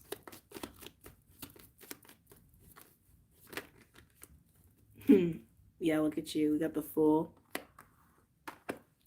I'm hearing the word proud. Some of you guys are moving into a really healthy sense of pride with yourself is also what I'm getting here. The Fool is ready for life, ready to take a risk, ready to be free, ready to just move on and move forward, which is exactly what we got for you, Earth signs. Tell me more about the Fool and the King of Pentacles. Tell me more about the Fool and the King of Pentacles. Queen of Swords Ace of Pentacles. Okay, a little bit of anxiety. Okay, that's okay. Um, so again, you are this King of Pentacles. The fact that you're also showing up as the Queen of Swords tells me that you're probably very intelligent, and this is you in that clarity of sight that you have reclaimed for yourself. And also seeing your new beginning, seeing what's ahead for you now that you have learned what you've needed to learn, now that you've dealt with that, through the magic of death. I feel like only death could take care of something like that. It's like, I know this isn't accurate to say in alchemical hermetic terms, but it feels like you fought darkness with darkness. It's almost what it feels like.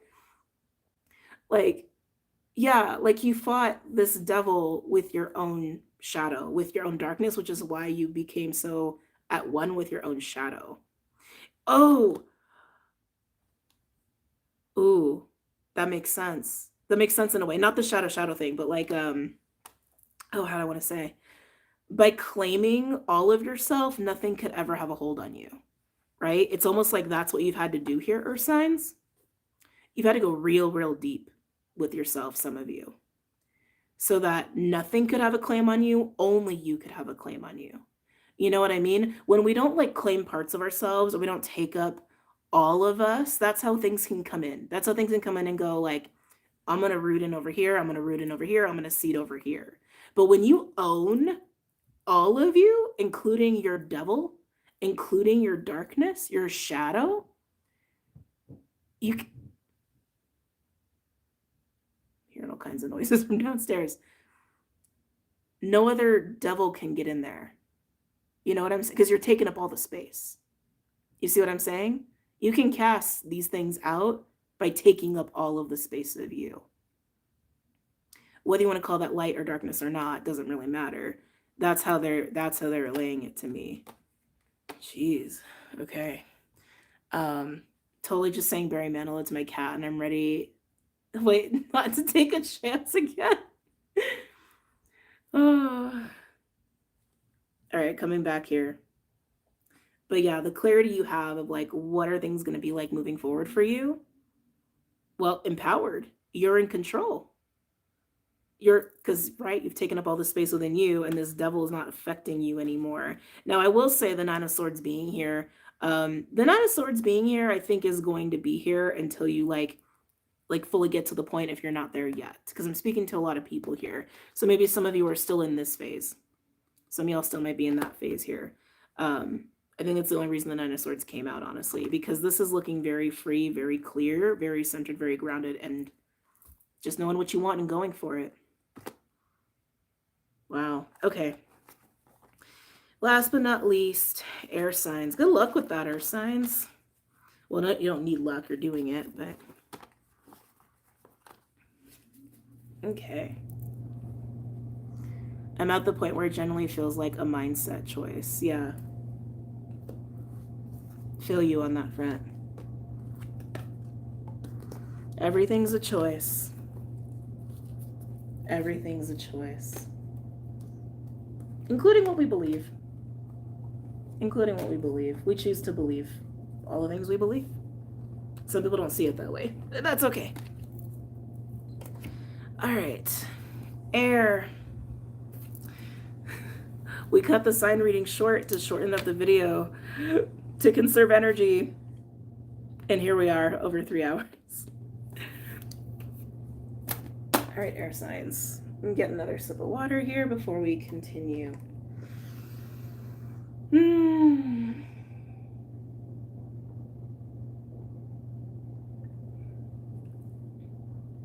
gonna do Mystic Shaman Oracle with you guys. Okay.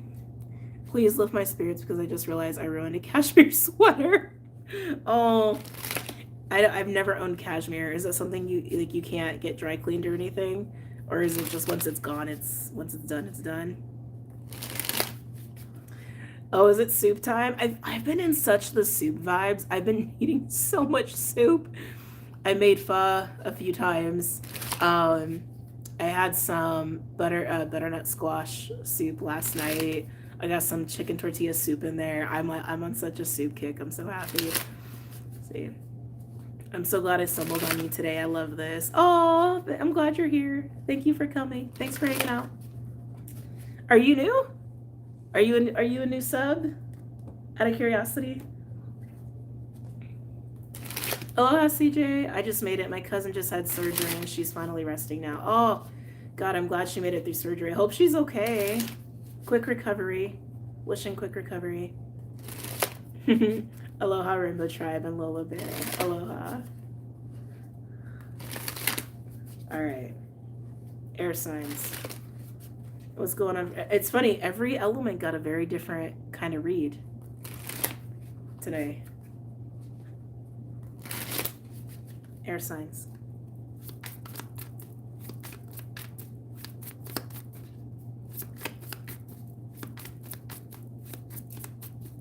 What's going on for air signs?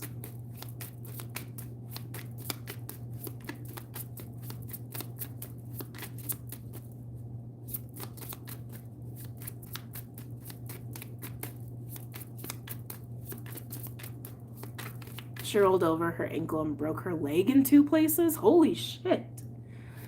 Holy shit. Didn't know that could happen.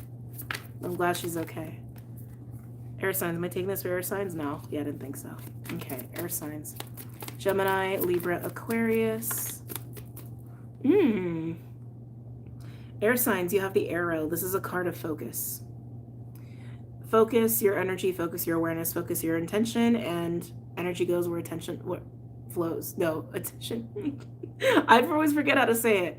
Energy flows where attention goes. Yeah, though I was right. I was right. I was on it. All right. Air signs, you're being asked to focus. And be disciplined in your focus. Be disciplined in your focus.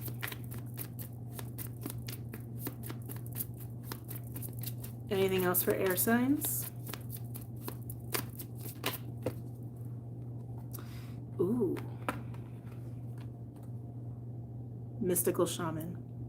So, mystical shaman, while the name alludes to shamanic roles or experiences, this card specifically speaks of change the story, change the narrative, change the channel of your frequency. It's more about changing the story that you are living right now. So air signs, I'm still going to get a third card out here for you, but it's pretty clear Spirit is saying, stay focused on the life you want to live. Stay focused on the narrative that you want to be living by. Stay focused on the story you're writing for yourself. Crows could be significant. I just saw some crows in my mind's eye.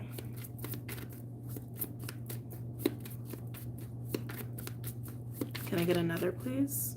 For air signs.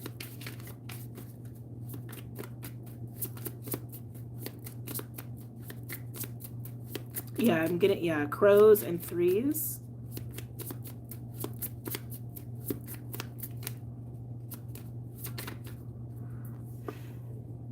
And then hummingbird. We love the hummingbird. That was a collective energy for quite some time. Stay focused on the story you want to live. Stay focused on the reality you want to create for yourself and the person that you want to be, the person that you feel like you are. Stay focused on that truth. Don't get distracted. And then hummingbird is emerging out of that experience. Hummingbird is joy. Hummingbird is joy. Sometimes it can speak to new beginnings as well. Yeah, the fruits of your focus will be very sweet indeed. Just stay the course and stay focused and don't get distracted on that. Don't let anything or anyone convince you that your life, your story, the version of you, your reality needs to be different other than what you want it to be. Tell me about the arrow.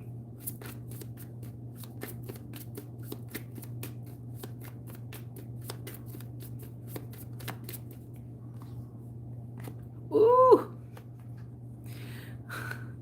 Wow. Air signs, you got a lot of your spirit team in your ear right now. Between mystical shaman and the ancient ones coming out, the ancient ones, we had the council come out earlier Or was that Patreon? No, that was here. That was here. Very similar to the council here. Think of the ancient ones as like the original ancestors. Think of it that way, right? Guiding you, encouraging you to stay focused. Can I get one more on that?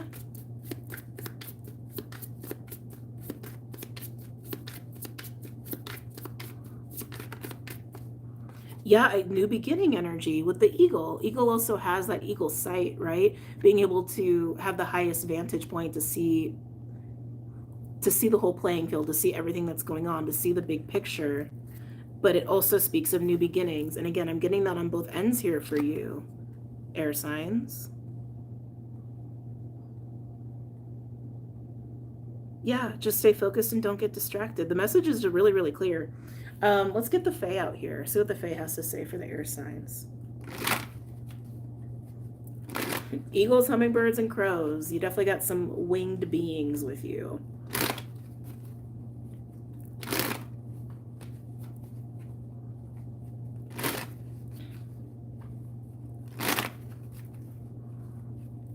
Let's see. Where are we at in the read, please? We're doing air as an element. So we've done very different reads for all the elements. For fire and water, we also did signs.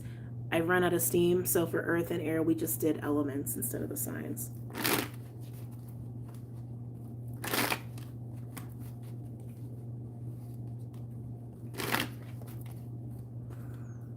One more.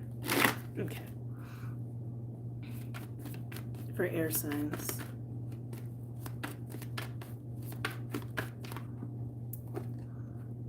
We have Tabara of the Waters.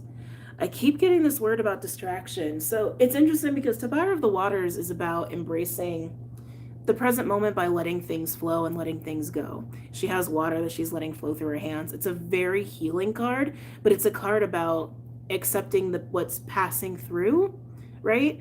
Accept what's leaving, accept what's passing through, and accept where you are and accept where you're going. And don't get distracted by trying to hold on to it. Don't get distracted by anything outside of this present moment right now. And even within this present moment here, air signs. Yeah, I'm looking at the card. I wish I could show you. There's like, it's not a YouTube friendly card, unfortunately. But for those who have this deck, if you want to look at Tabara of the Waters and look at it closely, she's got a lot of beings around her. She has a lot of people. And she's even got like she's got like 3 fairies actually pulling on her. I never noticed that before. Like legit, like pulling on her. She's got a couple staring at her from the background, a couple just hanging out, a couple pouring water near her, a couple grumpies in the back. Like she's got a lot. Like 1, 2, there's a lot of faces. 1, 2, 3, 4, 5, 6, 7, 8, 9, 10, 11, 12, 13, 14. She has 16 fairies and beings around her. You would never have known it. Like you can see a few like offhand, but like that's a lot. Don't get distracted by what people are doing around you, watching you do, getting nosy with you, even pulling on you. Stay in this moment right now. This is feeling very like a firm message, not urgent. I don't really like when people use that word in readings. It doesn't feel urgent. It feels firm. It feels firm. Stay focused on right here and right now, and whatever is passing you by or leaving, let it. Don't hold on to it. Just let it. Tell me more about Tabara of the Waters with the arrow for air signs.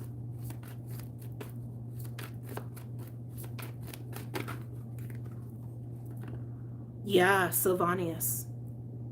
Sylvanius is about the mask of truth, right? So in this present moment of your focus, stay focused on the truth. Stay focused on the truth. Stay focused on the real story, the real narrative. Stay focused on that and don't get distracted by anything other than that. And the more present you are here, right, the more truth you're going to see. And then we have Iris of the Rainbow. I really can't show you this one. We have Iris of the Rainbows. This is about the light coming in, the rainbow coming in after a dark time, after the rain, right? Sometimes I get a bit of an explorative energy, like a curious energy on here. And you may have some curiosity. You are an air sign. I find air signs to be very curious. But this is things getting better. This is energy opening up for you in a positive way. It's almost like air signs. I feel like you're going through like almost like a tight little moment here. God, I wish I could show you the cards in full. I can't because of YouTube guidelines. Because I can see it even in the imagery. Like Tabira of the Waters, like as she's like doing her thing here, being focused on what's in her hands right now in this moment, and letting everything else just be what is. She's all in blue and everything around her is brown or murky, but she's crystal clear and blue because she's like staying focused on that, right? And Sylvanius, the mask of truth, like truth is unveiled, right? As you're staying more present, more truth is unveiled. There's more blue light radiating out of that card like that. And then Iris of the Rainbows is like almost all blue and hardly any murkiness around. You see what I'm saying? Yeah, it's almost like you're in a spot right now where there's actually like a lot of murkiness around you and a lot of distraction and illusions around you. Some of you are actually doing such a good job at staying focused that you don't even know that that's around you right now because you are so focused.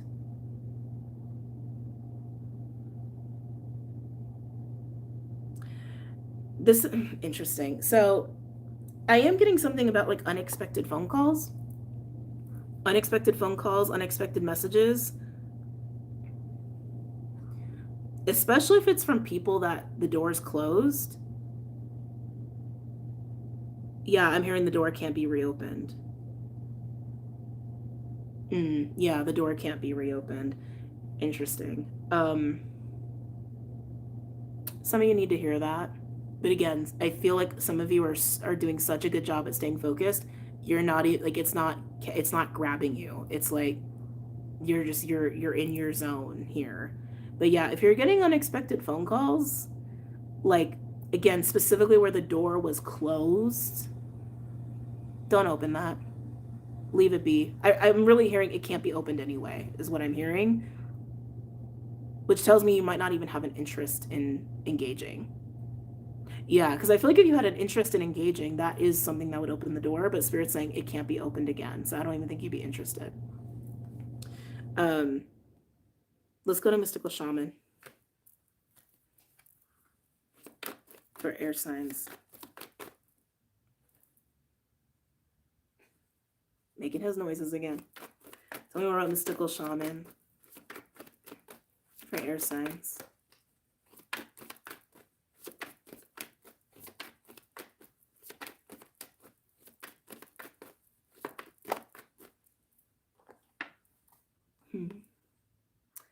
Collection of pixies coming in here.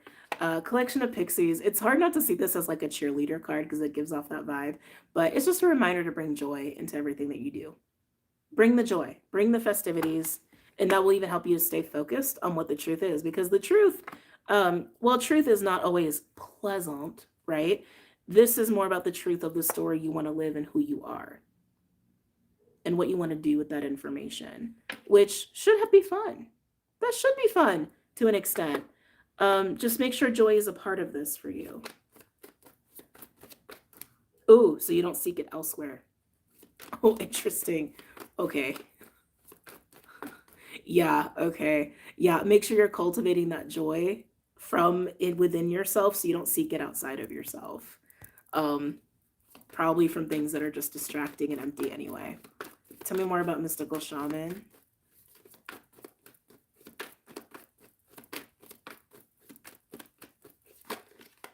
Tell me more about Mystical Shaman. Again, another card. I love these cards so much, but they got a lot of like, nudes on here essentially. Hold on. So we have the Bright Mother. Very much a Cancerian card.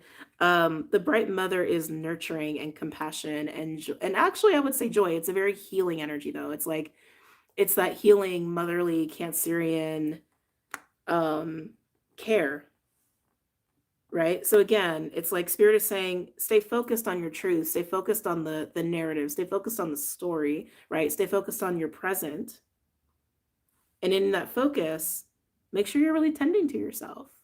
Make sure you're really caring for yourself. Make sure you're really evoking that joy from within and not externally. Yeah, I'm hearing empty from empty sources. Let's go to the hummingbird. Let's go to the hummingbird here. For the air signs.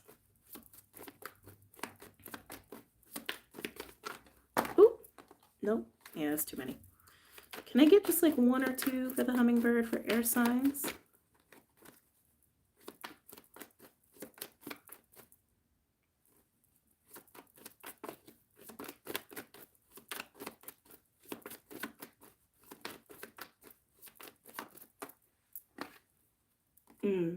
I was going to say, I think you're seeing something too. Singer of intuition.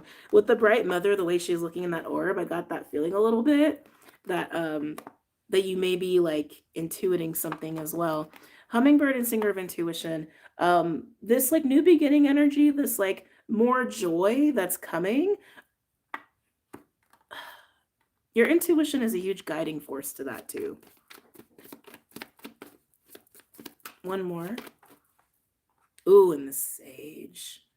The sage. The sage is basically the card of wisdom and oracle. And actually, I would say psychic sight as well. So a lot of psychic sight and intuition wrapped up in this joy that you are evoking within yourself and joy that you're also going to be coming across down the line. In following your focus of being in the present, you are just aligning to your future, right? Every day, the next day is the future. So staying in that focus, staying in the present, staying in that joy, that is you following your intuition. That is you following your own compass, your own soul to joy. Okay. Starting to get very repetitive here. This looks beautiful, air signs. Like really beautiful. The only thing that I'm seeing of like cause for concern is like the distractions like awaiting for you to get distracted. And you're just not doing it. All right, we're going to pull some tarot cards. I'm probably not going to do super in-depth on the tarot because all of this feels very clear-cut. I am also very tired, just being frank about it.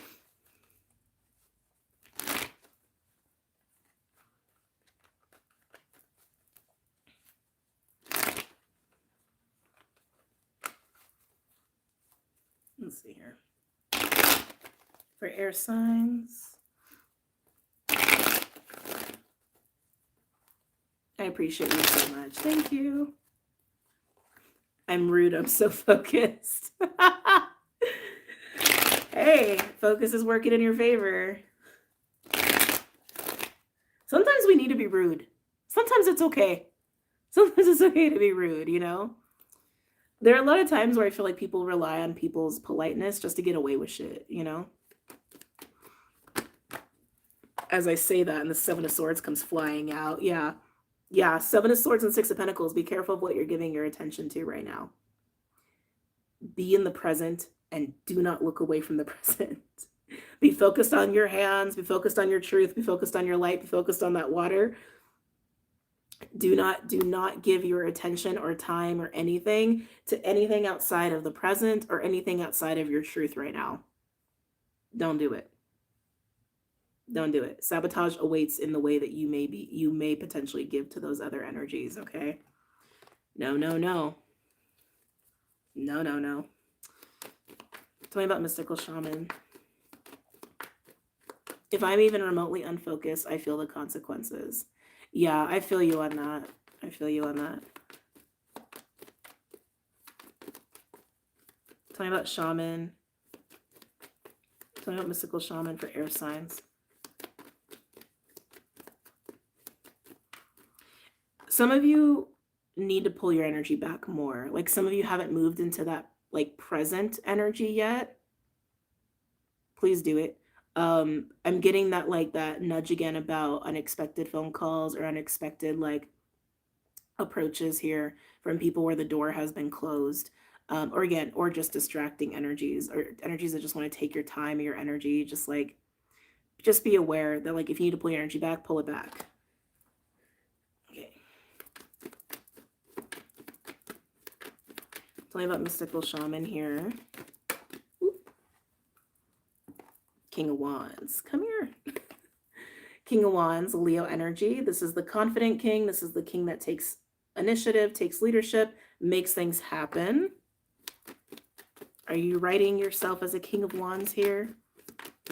Air signs.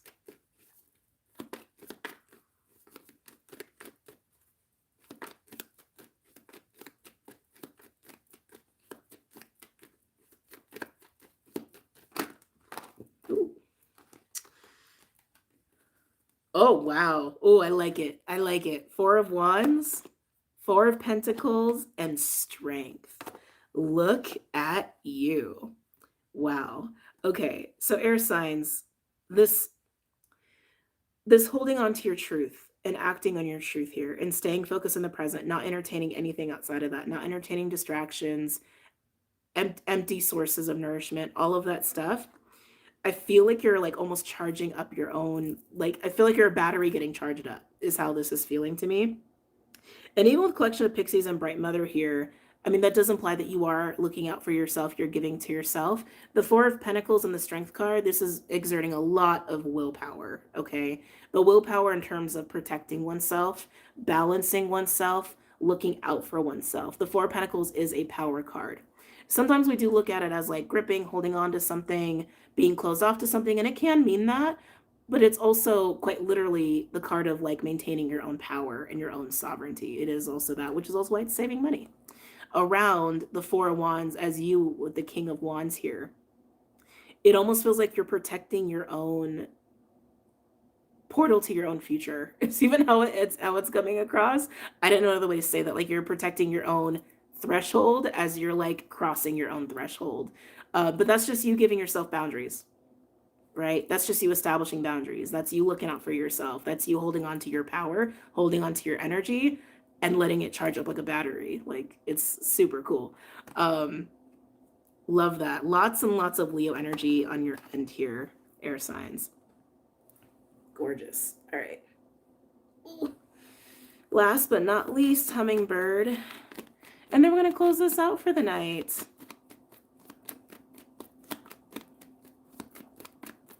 Tell me about hummingbird for air signs. And then I'm going to do some hip openers. That's for sure. Ooh, tell me about the hummingbird. Future-oriented energy in the positive with Three of Wands. God, look at all that yellow. And the Wheel of Fortune and the Three of Pentacles. I feel like that's you being in the iris of the rainbows, because again, this is hummingbird energy. It's also giving me spring, so something about spring could be really important, or this could be an energy that you're going to be in very well. Oh my god, sorry. An energy you're going to be very secure in by the time spring is here. But Three of Wands with the Wheel of Fortune, this is knowing that things are different. This is knowing that things have shifted, that things have changed in the realm of like expansion and growth and positive movement. Three of Pentacles is also your own foundations you may be seeding as well once you get here. New friendships. I'm also getting new friendships as well. I think you're going to be meeting a lot of new people. Four, I'm getting number four, maybe up to four. We're just about talking to a lot of people here. Meeting up to four people, or maybe you're the fourth and you're meeting three people with the Three of Pentacles and the Three of Wands actually. Very interesting. This feels like a new day here, air signs. And it's all because you took your energy back and you focused on yourself. You focused on the present. You focused on cultivating what matters to you, writing the story that matters to you. And this is you stepping into that. Very cool. Very cool. Congratulations, air signs. All right, guys. Sorry I ran out of steam today. Like I said, it's been a really long week. And I kind of forgot it was a long week because I got ready for the day. And I was like, oh yeah, that's why I'm kind of out of steam. It was a long week and it was a long day. So I appreciate the patience here. But I hope you guys have enjoyed these readings. Patrons, the weekly, I'm going to try to do tomorrow. That's going to be the new day for the weeklies. I haven't updated the website or Patreon yet with the new information. But yeah, I'm going to be shooting for Saturdays, I think, for the patron weeklies moving forward. Which I think I might have mentioned that already. I think I did that last week.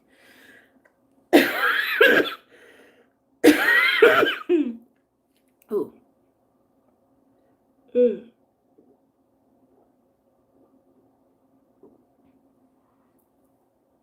Just purge them from my energy for the last time.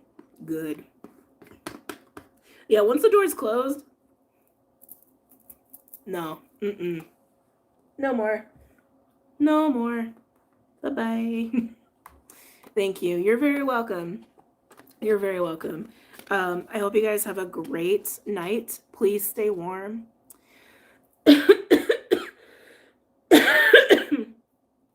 Be honest with yourself on Sunday when you feel yourself touch the growth edges in the glass for the first time. And I will see y'all later. All right? Bye, guys. Take care. And thanks again for coming out and supporting me. And thank you for the super chats as well. I just saw the little number in the corner. So thank you for that. Yeah, I'm going to go. Have a great night. Take care. Bye, guys.